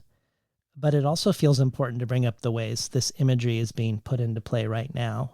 For instance, Biden's press secretary compared the pro-Palestinian rallies in the United States, many of the most high-profile ones having been organized or co-organized by Jewish organizations, comparing them to the neo-Nazi march in Charlottesville, the march where they chanted, "Jews will not replace us," or that the Israel contingent at the UN wore yellow stars as if they were a nationless people hunkered down in a ghetto, rather than the overwhelming state power that had just been surprised, if horrifically, by a vanquished people that's refusing to be so. And all along wearing the yellow stars while speaking the most extreme genocidal fascistic rhetoric that sounds like it's out of Game of Thrones, a battle between the children of light and the children of darkness, a battle against human animals. And this very much feels like the mirror world in Doppelganger, where groups co-opt imagery for opposite ends. But it feels like it gets weirder, where the groups who say they are concerned about anti-Jewish sentiment and about Jewish safety eagerly make buddies with anti-Semites. The pro-Israel rally in D.C. invites, as one of their planned speakers, the Christian Zionist preacher John Hagee as one of their programmed speeches, a man who said God sent Hitler and that the Antichrist will be a half-Jewish homosexual, and who, like most Christian Zionists, support Israel not because of a love of Jews, but as part of an end-time prophecy where Jews will ultimately burn in hell. Or Greenblatt for the ADL, the Anti-Defamation League, praising Elon Musk in the very moment all the advertisers are fleeing Twitter because of his explicit anti-Semitism this month, praising him for saying that the terms decolonization and from the river to the sea necessarily imply genocide, and users would be suspended for using them. And even Netanyahu, who has not visited with families of the victims of the kibbutz full of peace activists, but is meeting right now as we speak with Elon Musk in Israel, to sort of requote your quoting of Philip Roth and Operation Shylock, it's too ridiculous to take seriously and too serious to be ridiculous. So I sort of wanted to use all of this as a preface to talking about the chapter, The Nazi in the Mirror, and about Holocaust memory. You've touched upon some of this already today, but could we talk more about, as you mentioned earlier, the way this new generation of diasporic Jews and others are orienting the Holocaust in a non-exceptionalized and non-abstracted from history way, and why that's important? It's striking back to the letter from Einstein and Arendt and others that not long after the Holocaust, it was much more possible to follow the through lines and to notice the patterns of replication. Whereas now it's so forbidden to draw any parallels, although Israelis call Netanyahu fascist all the time. Mm-hmm. But anybody outside of Israel is not allowed to draw any parallels. The president of Colombia said, what did he say? It's global 1933, describing the moment that we're in, and was lambasted as an anti-Semite. How dare he say that there was any parallels? And it's just extraordinary. I mean, to me, there's such an amazing contradiction between this faith that Holocaust education is going to fix everything. I mean, in Canada, we have 3 provinces that have, in response to the spike in anti-Semitic incidents since October 7th, but also there's been a spike in Islamophobic violence and anti-Palestinian violence. But several provinces they're not responding to the Islamophobic violence or the anti-Palestinian violence. They've just mandated more Holocaust education. And the assumption seems to be, if we do more of this kind of in the book I say we had the facts of the Nazi genocide drummed into us like arithmetic tables. It's unclear to me what they think is going to happen, because kids are smart, like students are smart, and they bring their life experience to this education, and they bring what they learned about the indigenous genocide to this education, and they bring what their grandparents told them about the British colonization to this experience, and what they have learned about enslavement to this experience. And so they do connect the dots. They necessarily connect the dots. There seems to be this idea that we need more Holocaust education, but you're not allowed to draw any connection, that it's anti-Semitic to draw any connections between the Holocaust and other Holocausts, other genocides. And what is potentially hate speech is saying that Israel is capable of doing any of that's beyond the realm of acceptable discourse. And I was really struck by this when, I've been collecting stories about different people who have been fired, dropped by their agents or their films. And there was a high profile example recently with Melissa Barrera, who was dropped from Scream 7, mm-hmm. I believe, because she had been posting in support of Palestinian rights and liberation. And the company, Spyglass Media, when they dropped her, what they said was, we have zero tolerance for anti-Semitism or the incitement of hate in any form, including false references to genocide, ethnic cleansing, Holocaust distortion, or anything that flagrantly crosses the line into hate speech. So what that is saying is that saying that Israel could engage in genocide or ethnic cleansing is hate speech. And I think that what's happening in the fact that you have a massive generational shift, you have not just huge protests, but major and historic civil disobedience in the halls of Congress, at Grand Central Station, and at these protests organized by JVP and If Not Now, is another way of understanding history. I think this has been a long time coming, and the debates aren't new, but the mainstream nature of them are new. The cracks were starting to show around this very sort of verboten topic around what Hitler had learned from the United States and from Britain.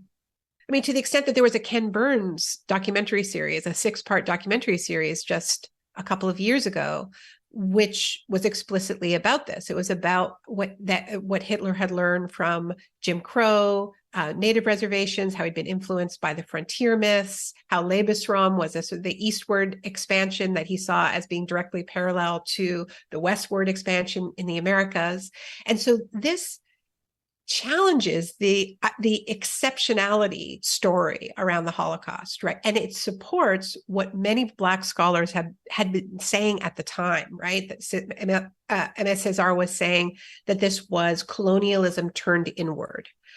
And Du Bois, said in the 1950s that here, I'll get the quote.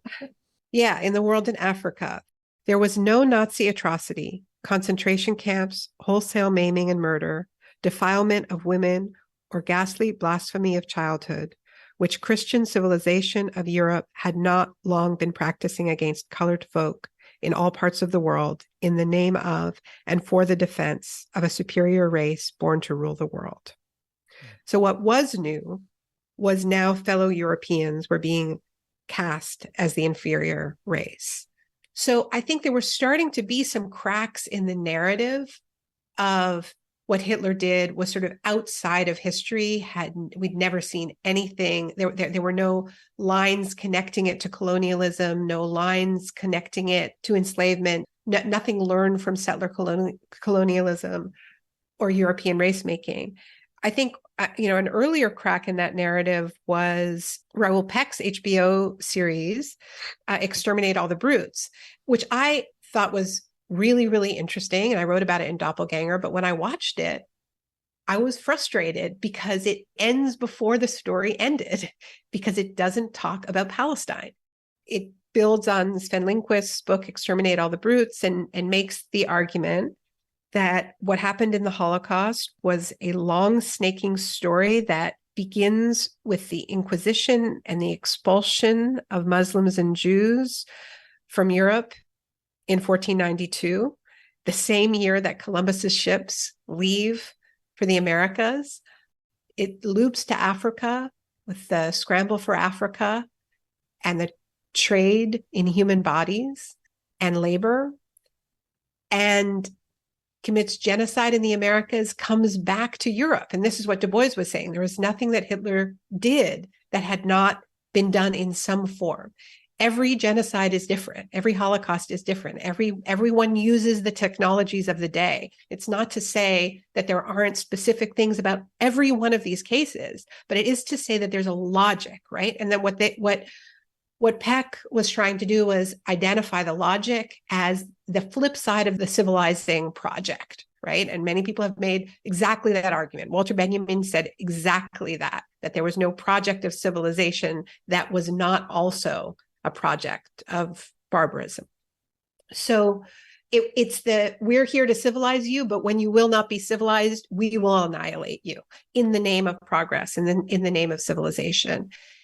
And so where I think the split is, and just to continue with Peck, my problem with the film and also Lindqvist's book is that it ends with the Holocaust, and it doesn't look at the fact that because the dominant story of what the Nazi project was did not link it with settler colonialism, there was able to be this idea that there could be reparations for the Holocaust in the form of granting the Zionists their own state.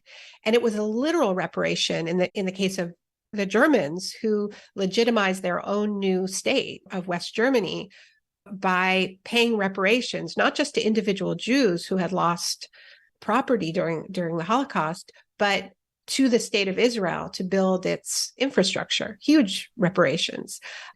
And so that kind of misdiagnosis of what that project was allowed for the project to have this new chapter and for it to continue. And so, I mean, the horror of this moment, and I think why we're seeing so much censorship, kind of a frenzy of it. And it's like playing whack-a-mole, right? Like, how many people are you going to fire? How many events are you going to cancel? How many books are you going to ban? Is that we're still in it. I mean, to me, there is such a deep horror in realizing that the horrors of the Second World War did not end. They didn't begin with that war, and they didn't end when that war, quote unquote, ended. another chapter is being written, and it's just getting more violent. The annihilatory logic is still there. It was there in Israel's founding, and it is there in what has been happening in Gaza. So that's the rift, I think, the generational rift. And it comes back to what we were talking about before. To me, there's an irony in this sort of dual, like, education is the solution, but also we need to wage war on universities because students are making too many connections. They're talking about colonialism. They're talking about genocide. They're talking about settler colonialism. And we can't have these connections. But of course, that's what a good education does. It teaches critical thinking. It allows you to recognize patterns. And I don't think that, I think there's a generational shift, and it's over this. Are we going to recognize patterns, or are we just going to have a rule? And the rule is, you have to be nice to Jews. And by that, we mean you have to give Israel a blank check. Yeah. No, that's really well said. I like the idea of it being reframed as colonialism turned inward. I would just, maybe with your saying that Peck didn't go far enough, I also would just, to add a nuance to that, not to argue against it, but Jews were also being persecuted before the Spanish Inquisition. They were expelled from England for 350 years. 500 communities were wiped out during the Black Death for being accused of being the source of the plague, the Strasbourg burning of 2,000 Jews. There was a whole bunch of that.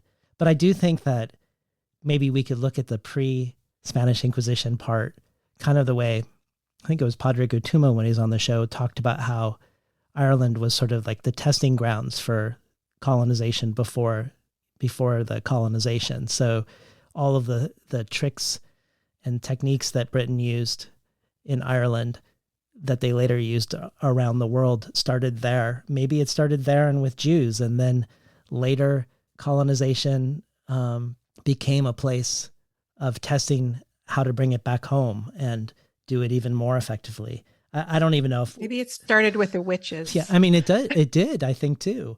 Yeah. But there's so many ways the Holocaust is narrativized that are problematic, I think. Like, I also think of saying the 6 million instead of the 11 million. Mm-hmm. If we were to include the Roma, the disabled, queer people, and more, it feels like a real missed opportunity for building bridges with others to not tell the story that way. And I also think of how it's memorialized. If we think that there are something like 15 major Holocaust museums in the United States and innumerable memorials, we have a memorial here in Portland. What if the Jewish community here said, that's enough? We have places to go. We have so many places to go and remember. And in every place where a memorial exists, often there aren't memorials to the actual genocides that have happened on the actual land that the memorial to Jews exists. But what happens if every place where a memorial now doesn't exist to Jewish pain, but where Jews do exist, if they reached out to native nations there to work toward a memorialization of what happened on that land, like imagining the unforeseen connections and alliances that could be made, if that was done? If we think of the way that the Holocaust has been remembered as sort of akin to the way Zionism has insisted on its own narrative, regardless of other narratives of the same place, I want to move toward talking about alternate models, which you've also nodded towards. I think of Philip Roth's fake Doppelganger and Operation Shylock, which is the main book you look at in Doppelganger, and which we look at more in depth the first time we talked.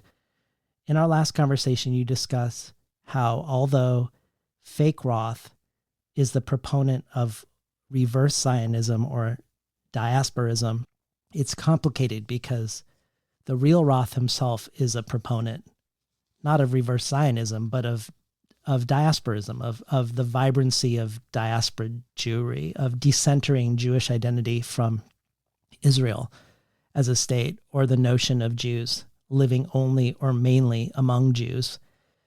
And so his double has some of his own qualities. So the fake Roth has some of Roth's real qualities and some that aren't him.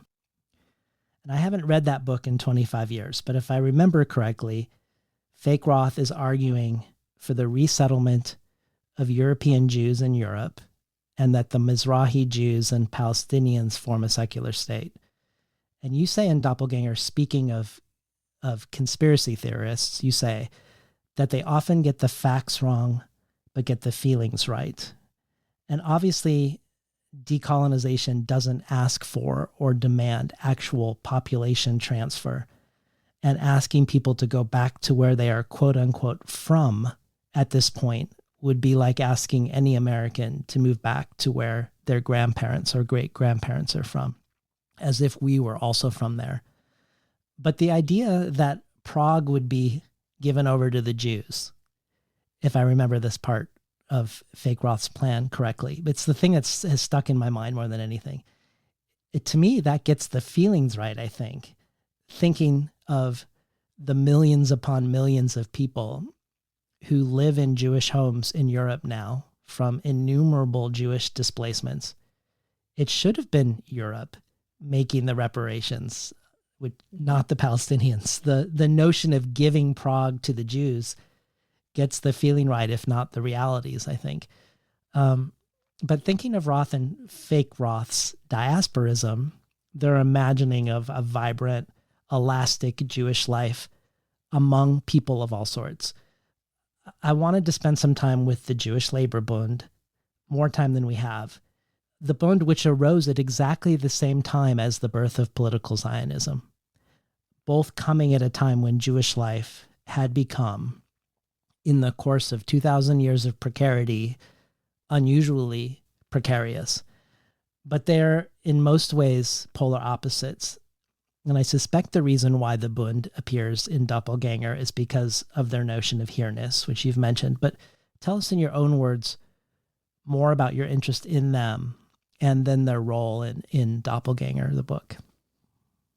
Yeah. I listened to a speech was making the rounds recently by Gideon Levy, Haaretz columnist extraordinaire, where he was explaining what he felt was the heart of the problem. And the first thing he listed was the concept of chosenness, basically a Jewish supremacist idea of taking a kind of a biblical concept and applying it to a state and turning it into a supremacist idea.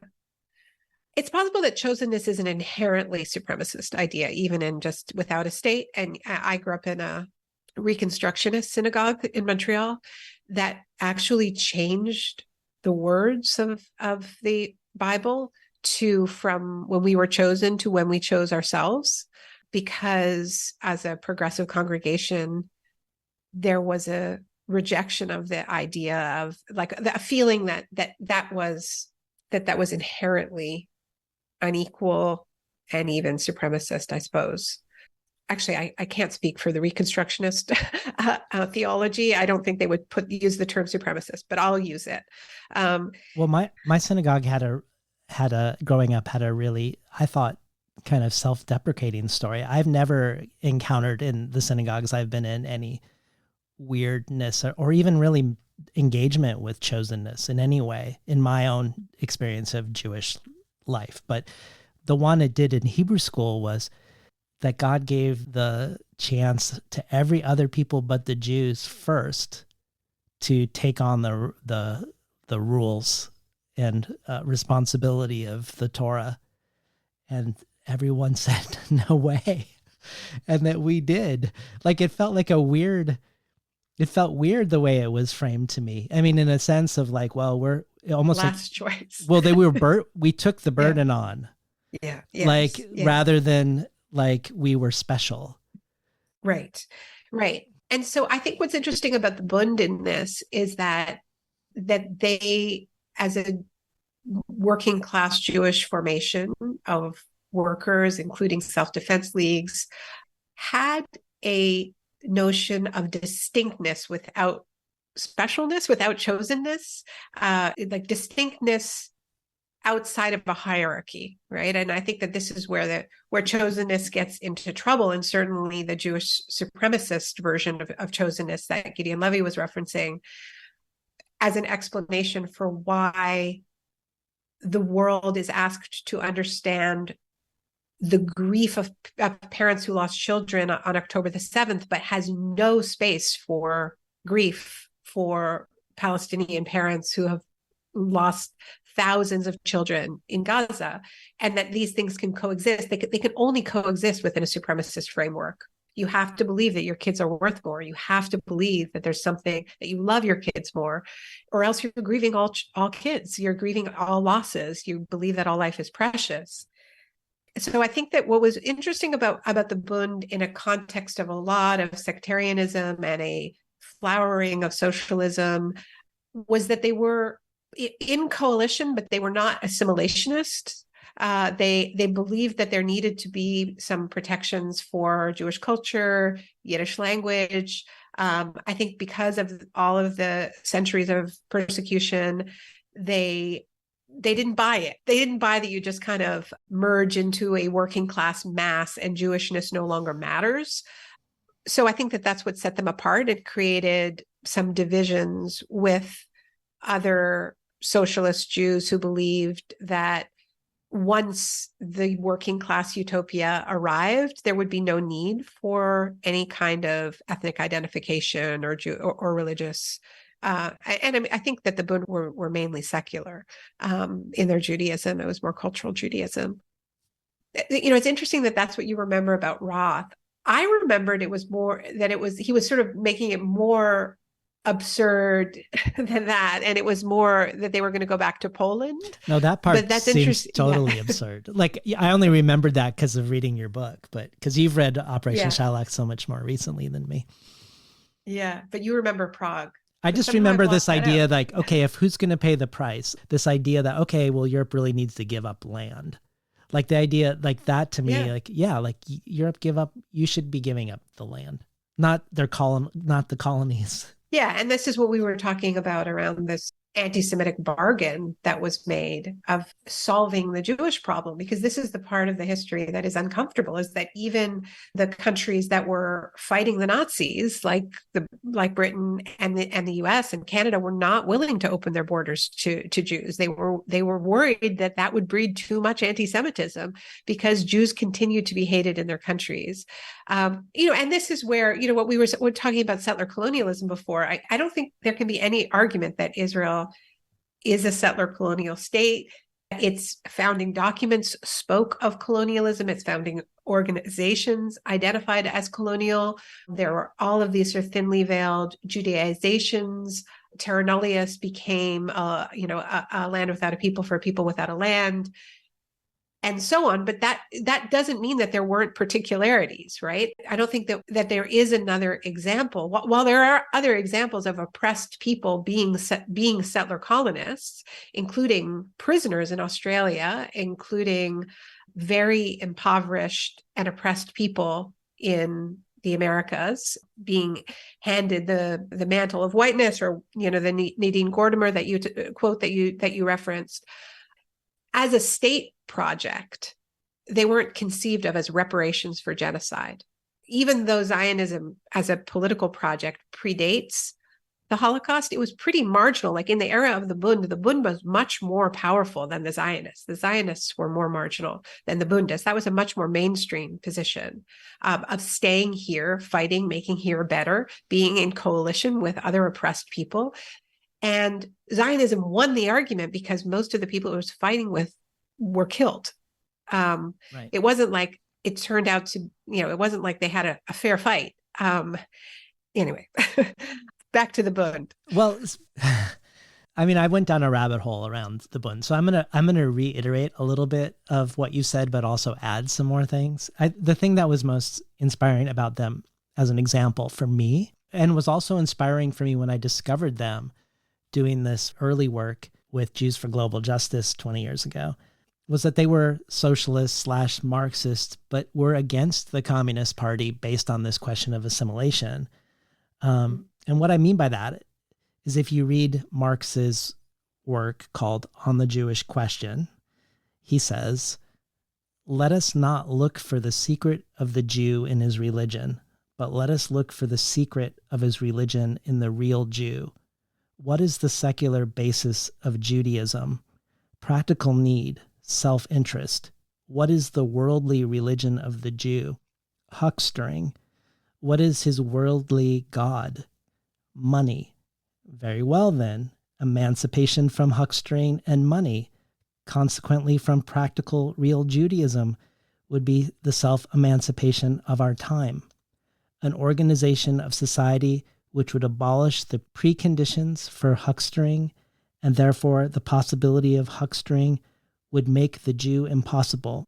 His religious consciousness would be dissipated like a thin haze in the real vital air of society. In the final analysis, the emancipation of the Jews is the emancipation of mankind from Judaism. Beyond being over-the-top anti-Semitic, I feel like the Bund does not accept this. I mean, they're not engaged with Judaism, but in a way, this feels to me like a doppelganger to Christianity's belief that it has fulfilled the purpose of Judaism, that there is no point for a Jew in contemporary society post-Christianity, and that the persistence of Jews is a reminder of their rejection of God and their murder of him. But here on the flip side, once the Jew in Marx's vision joins the universalist workers' movement, the need to be Jewish in any way disappears. But I love that the Bund were Marxist and were fighting for an international workers' revolution, and yet said no, Jewish assimilation, even in a socialist vision, is a trap, which I think is borne out later when Bundists who go full-on Soviet later on and assimilate into the movement, they get purged, i.e. murdered for their past, however disavowed their past was. And Jews were disproportionately purged. But way before this, Lenin was very much against the Bund because they wanted to organize as Jews. And this is exactly what is compelling about them to me, their defense of difference, and yet their insistence on solidarity across difference at the same time. And Molly Crabapple, who you cite in the book, who's also working on a book on them, and I was listening to all sorts of podcasts, and some of them were with her, she sees similarities with the Black Panthers and the Young Lords. The Bund believed in Jewish self-defense, as you said, in the promotion of Yiddish culture and of Yiddish as an important language of political discourse. And they attended to the day-to-day needs of the Jewish proletariat. And yet, unlike Zionists, they were not just devoted to Jews. They didn't begin from the presumption that everyone hated Jews. They fought in the Spanish Civil War. They created an illegal radio broadcast into Germany so that German workers could hear it. The first people they got out of Nazi Germany were non-Jewish trade unionists and also Spanish and Italian anti-fascists who were in danger. And they were instrumental in the Warsaw Ghetto uprising because they weren't insular. They, in particular, had connections on the outside. They had solidarity with non-Jewish Poles who could get them weapons. This isn't really a question. I just wanted to add maybe more texture. It's a great, and there's a resurgence. Yeah. I love that. Yeah, and I really do believe that, I've talked about this with Molly a lot, and I can't wait for her book.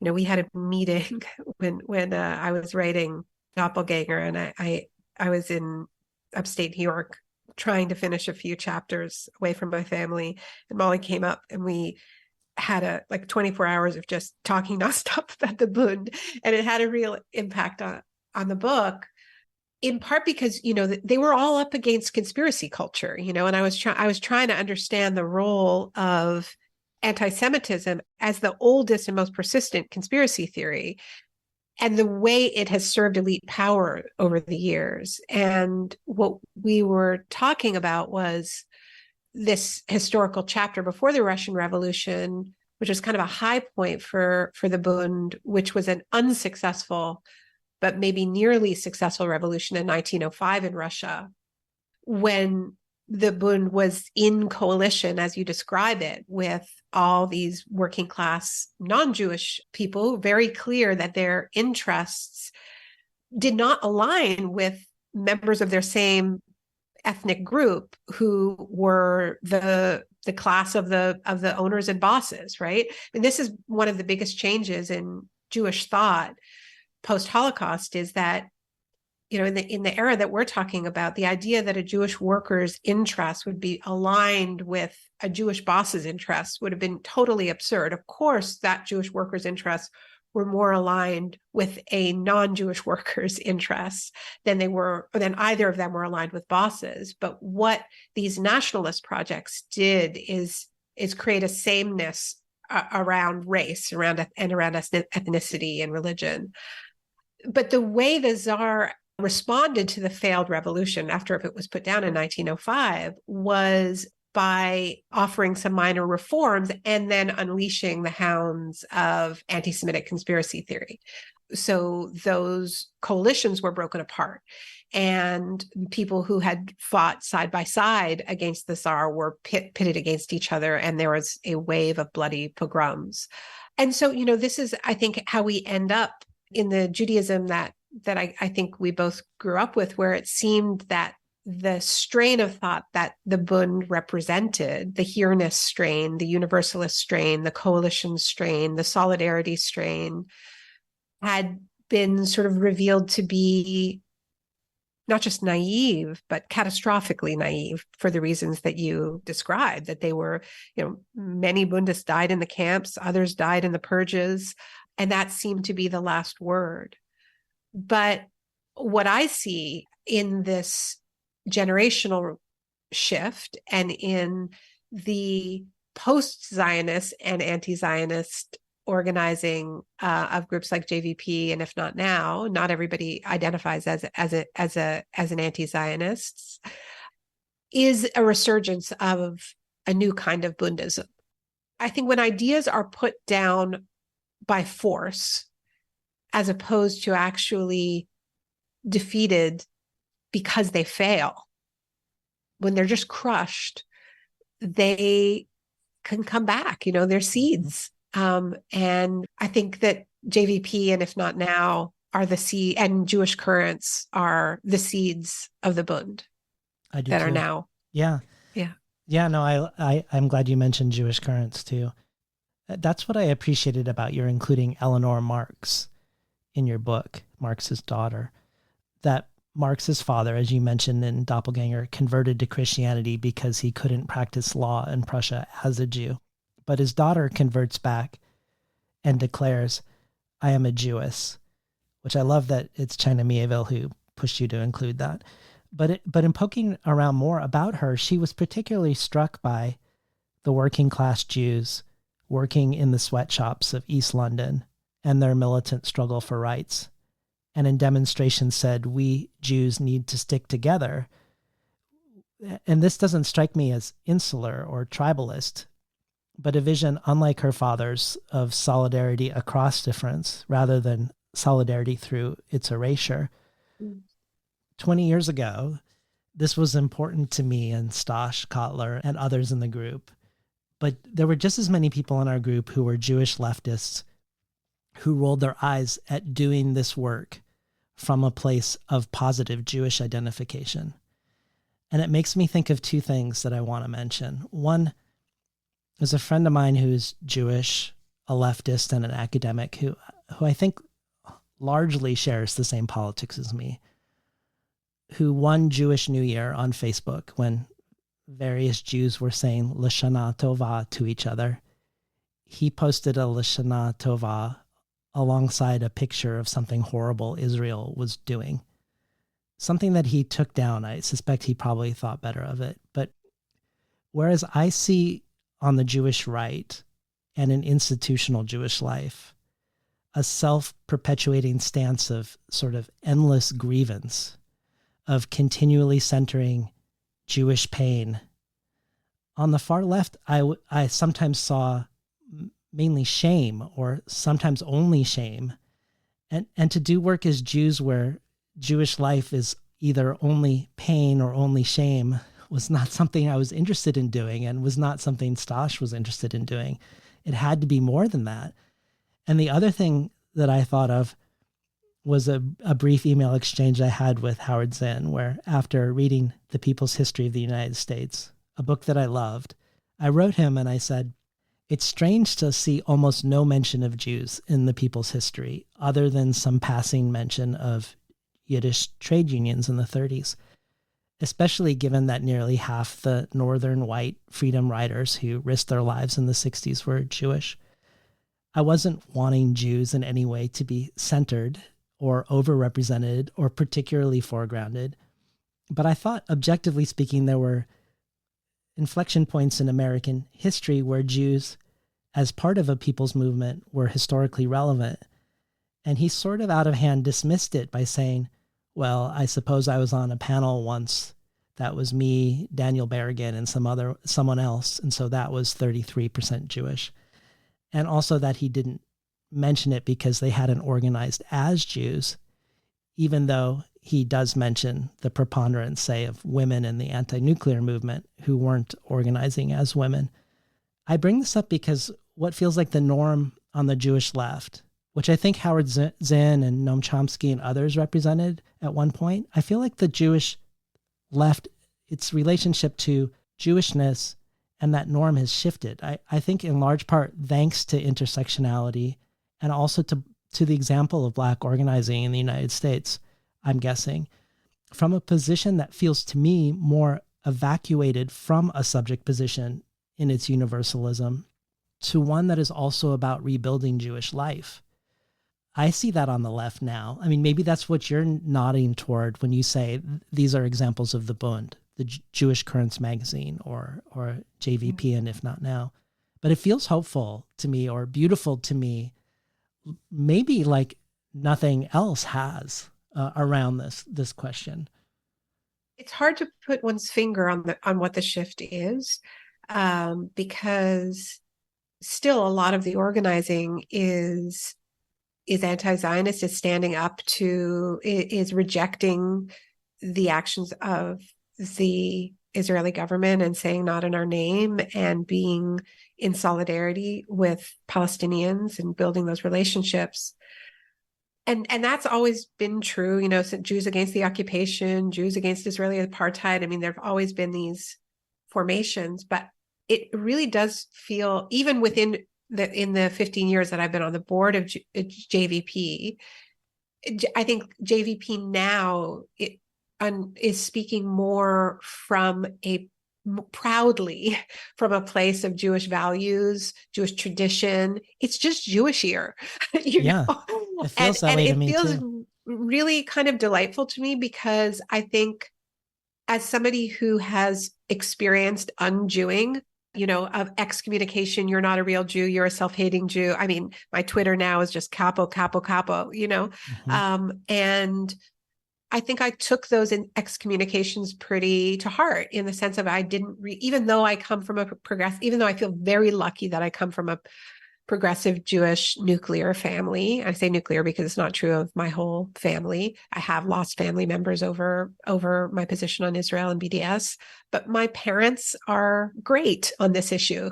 And I have so many friends who've lost their parents over it, you know, who've lost their whole network. And so I feel lucky about that, but still somehow I had trouble kind of knowing how to just claim my Jewishness, not just in opposition to what other people were saying was Judaism, and it was a stance that was just not in our name, but it wasn't saying what is in our name, what do we believe, what is our positive vision of the future, how do we want to be in coalition with other people who carry these doppelgangers created by others projected onto us. That is the generational shift that I see. And I find it feels like a homecoming. I feel really lucky to have lived to see the day. Yeah, me too.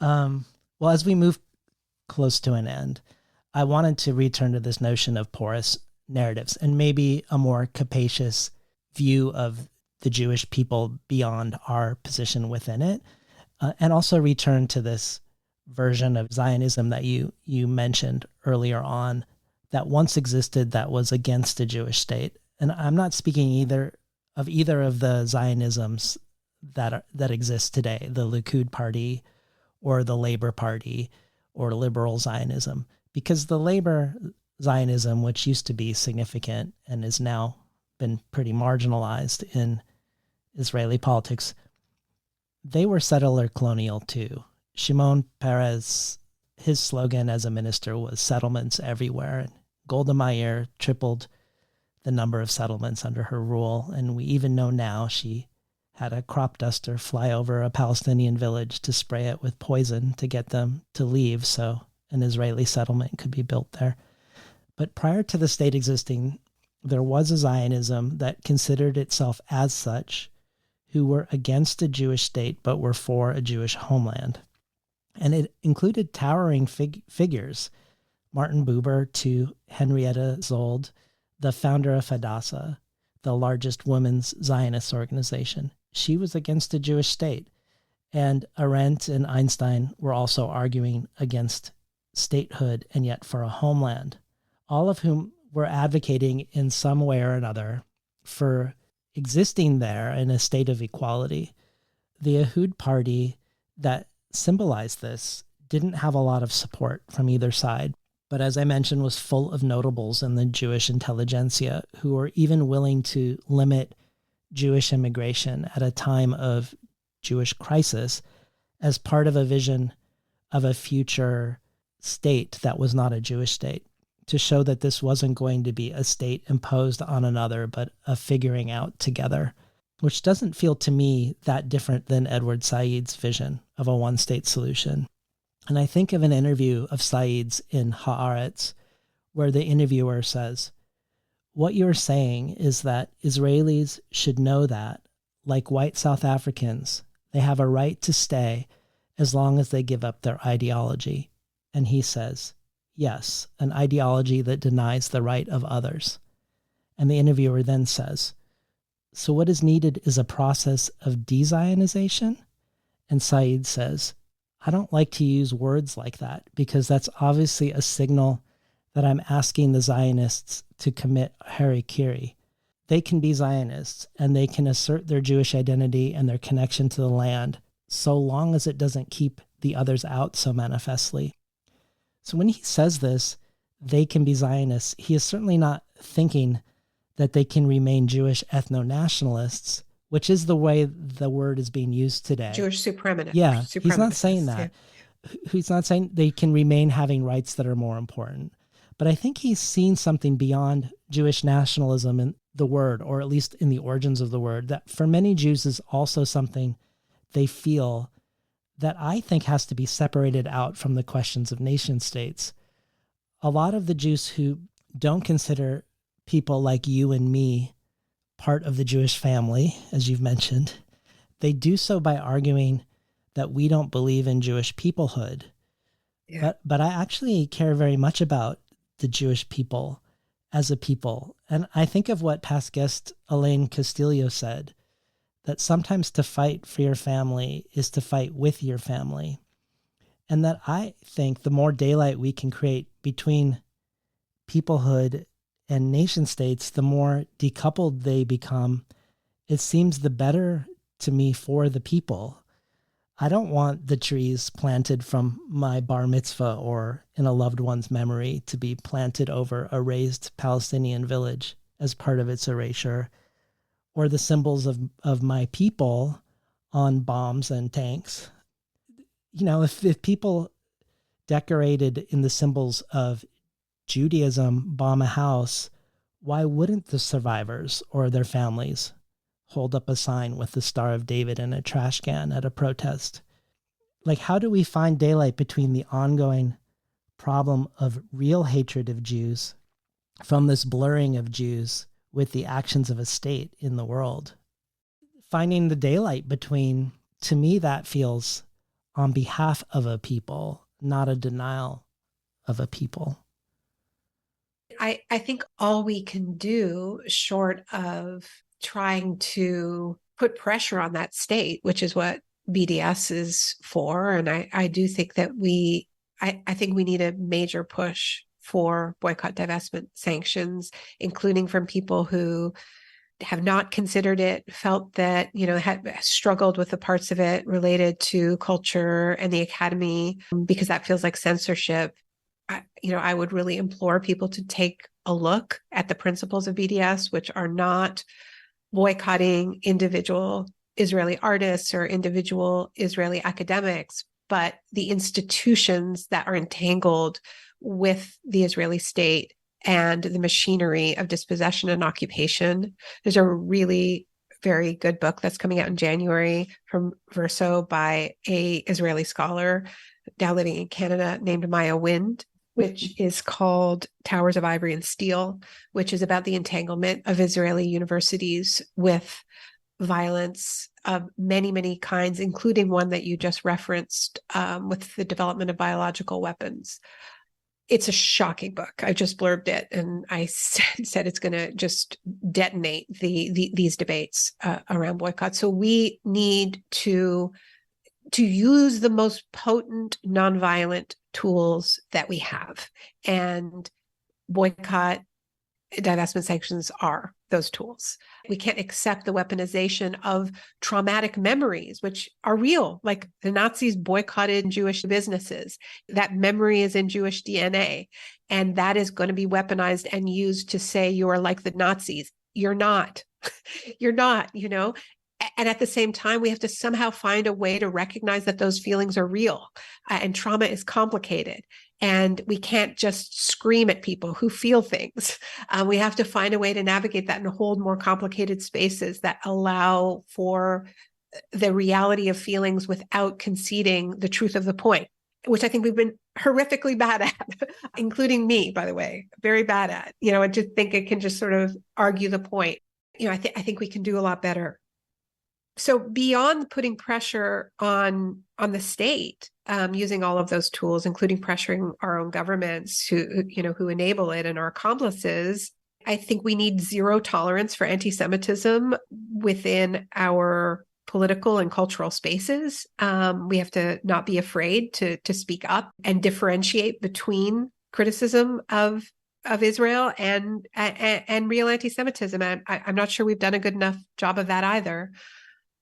And I think we need a horizon that we're moving towards. And this is really, really tricky. I mean, coming back to what, to that wonderful Said quote about what a future might look like, this is really fraught terrain. And it's been made fraught deliberately in the sense that how are you supposed to come up with a horizon when the strategy of the Israeli state has been to break apart Palestinian society systematically, to separate Arab Israelis from West Bank Palestinians, from Israeli Palestinians, from Palestinians in Gaza, from Palestinians in the diaspora. That has been a divide and conquer colonial strategy. And so who comes up with the horizon, and that's that the fact that is a difficult question to answer is by design, right? But the fact is there has to be a dreaming, there has to be a vision, there have to be values and principles that animate the movements that we are all in, or else, we end up in a situation, as I think a lot of us were after October 7th, where it was sort of unclear, what are the principles? What's the end goal? Is the end goal to push all Jews out of Israel? Is that the decolonial project?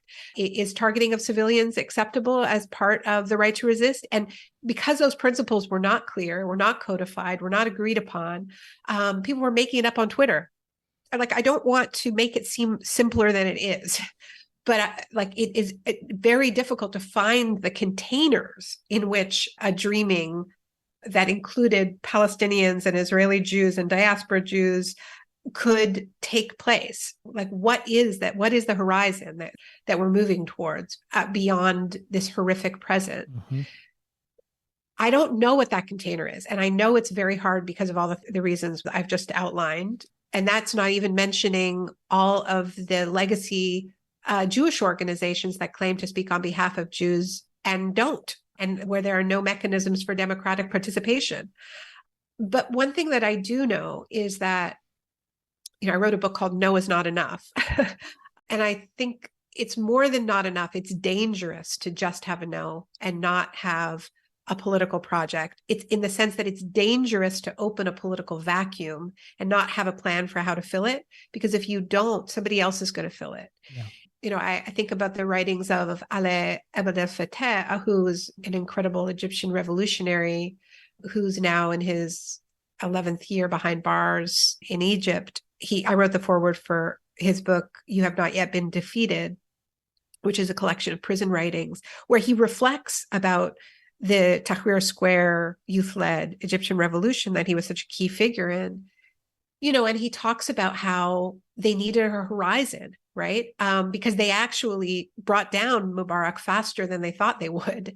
And then that opened up a political space, and the revolutionary movement wasn't ready to fill that space. They didn't have time, but the Muslim Brotherhood was ready because they had been preparing, right? They had a horizon, but it wasn't a horizon that represented the revolution.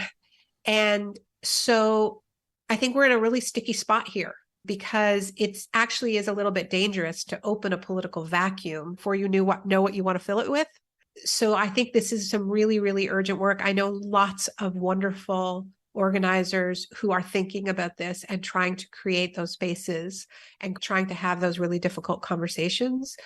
And I think we'll be hearing more in the future of what it might mean, what it might look like, and how we might dream together. What you were saying about Said and this idea of maybe people get to hold on to certain viewpoints that we disagree with as long as the container itself is equality and dignity for all. And so, there was this little passage that I just wanted to share with you about the idea of Israel as a kind of a warning, which, as you know, I write about in the book. Because I think what's happening now is that the question is being called, which I would put like this: what if, instead of disappearing into our partitioned, performed, and projected selves, which is what we do with our doppelgangers, we actually tried to live with ourselves and with each other, so that the goal becomes not enforcing our absolute will on the other, attempting to dominate them, to win, but to actually live with our doppelgangers, our double walkers, not hold their hands necessarily, but accept that they are real and that we're not going to delete, mute, or disappear them. I'm sure you know Said and his work in a much deeper way than me, and are likely right about what you say about what he might have meant when he said this. But it's left quite indeterminate, and I imagine something entirely different. The entire history of rabbinical Judaism, the Judaism post-destruction of the Second Temple, was created to answer the question, how do we go on being Jews when the axis mundi of Jewish religious life is gone? And the answer was to create a portable, ritualized space where most of the rituals, ceremonies, and holidays in some way referenced what was once done in the temple. So by extension, this ritualized space, I think, became a way to remember a certain relationship to the land as well. The central prayer to the Jewish liturgy, said 3 times per day, probably dating back to the Second Temple period, has a prayer for the ingathering of exiles. It's weird to speak this now when this very narrative, these very things have been used to justify kicking people out of their homes and taking their land step by step over the last 100 years. But nothing about them in and of themselves suggests this. So thinking of what Adoniya Shibli said on the show with me, that quote, when the Jewish immigration, the Zionist settlements started, people were not reacting in a hostile way. The problem starts when it turns into a project of colonization rather than living. The minute it becomes problematic is when it becomes about power, about control, about resources, about who's going to control. I think the state is always a structure that wants to control. Thinking of that, I imagine that Said was imagining the Jews that are now in Israel themselves having a different relationship to the land than the one they've demanded, one of control and dispossession and exclusion, one of absolute security for them through absolute apocalypse for the other. Even though this is me imagining into the unspoken behind his words, in the spirit of imagining an otherwise, I want to mention the last Passover I was at. One thing Doppelganger doesn't engage with is doubling in the Bible. Adam and Eve, Eve and Lilith, Abel and Cain, Isaac and Ishmael, Rachel and Leah, and so on and so on.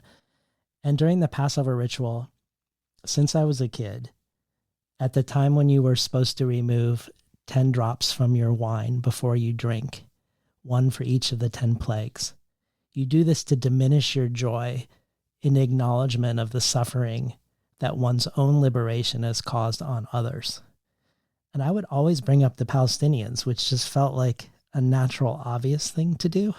But most of the time, it would always create either an awkward moment or a mild huff from someone in my family. A mild, awkward moment. But it never generated any meaningful discussion. And a couple of times as an adult at Passovers, where there were people I didn't know, it actually derailed all goodwill and caused a rupture in the ritual. But the last Passover I was at, which was the only one I've been at where a rabbi was there, not as a rabbi, but he was a rabbi. He was there as a participant, because part of the appeal of this holiday is that it's a holiday not in a formal setting, but around a table of family and friends and peers.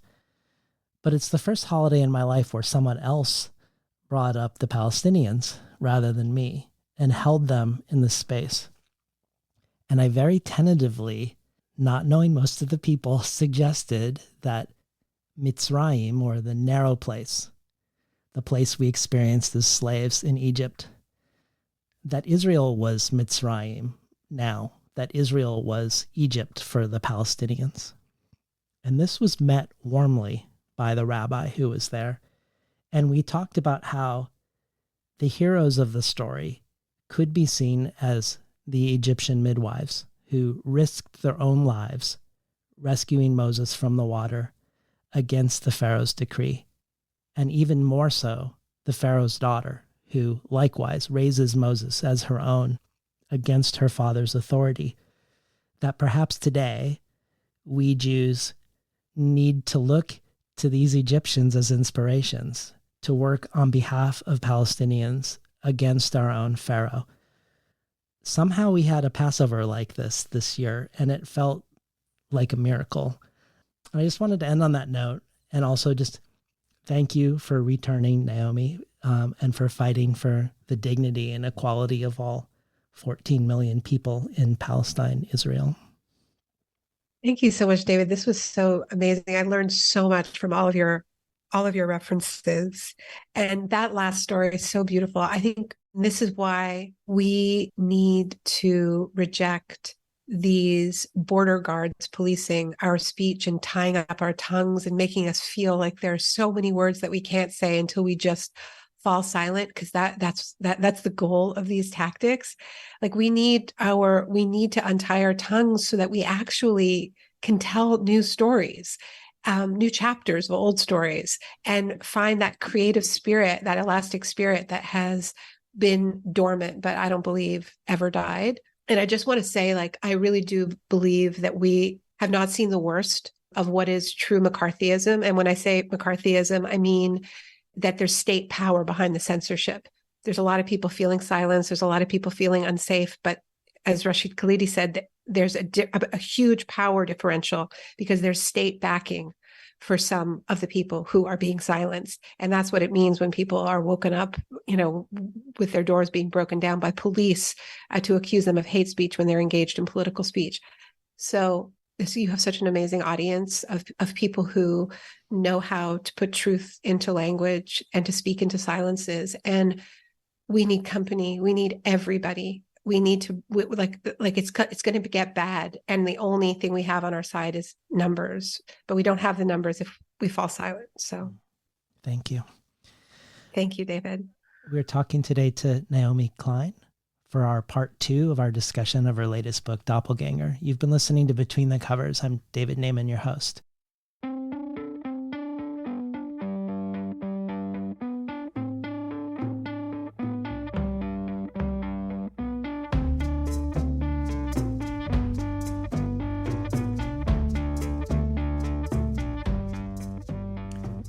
Today's program was recorded at the volunteer-powered, non-commercial, listener-sponsored, full-strength makeshift home office of me, David Naiman.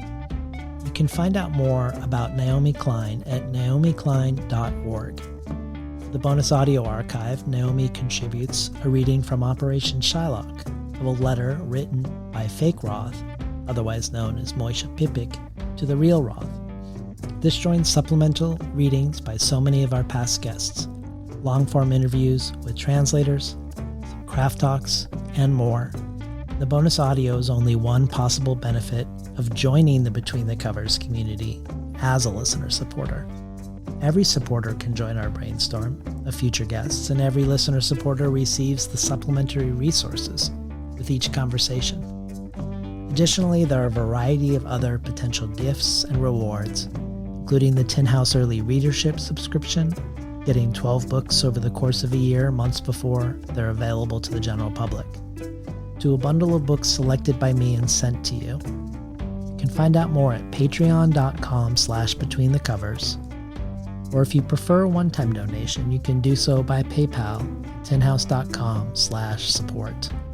I'd like to thank the Tin House team, Elizabeth DeMayo and Elisa Ogie in the book division, Beth Steidel in the art department, Becky Kramer and Jay Nichelle in publicity, and Lance Cleland, the director of the Summer and Winter Tin House Writers' Workshops. Finally, I'd like to thank past Between the Covers guest, poet, musician, composer, performer, and much more, Alicia Jo Rabins, for making the intro and outro for the show. You can find out more about her work, her writing, her music, her film at aliciajo.com.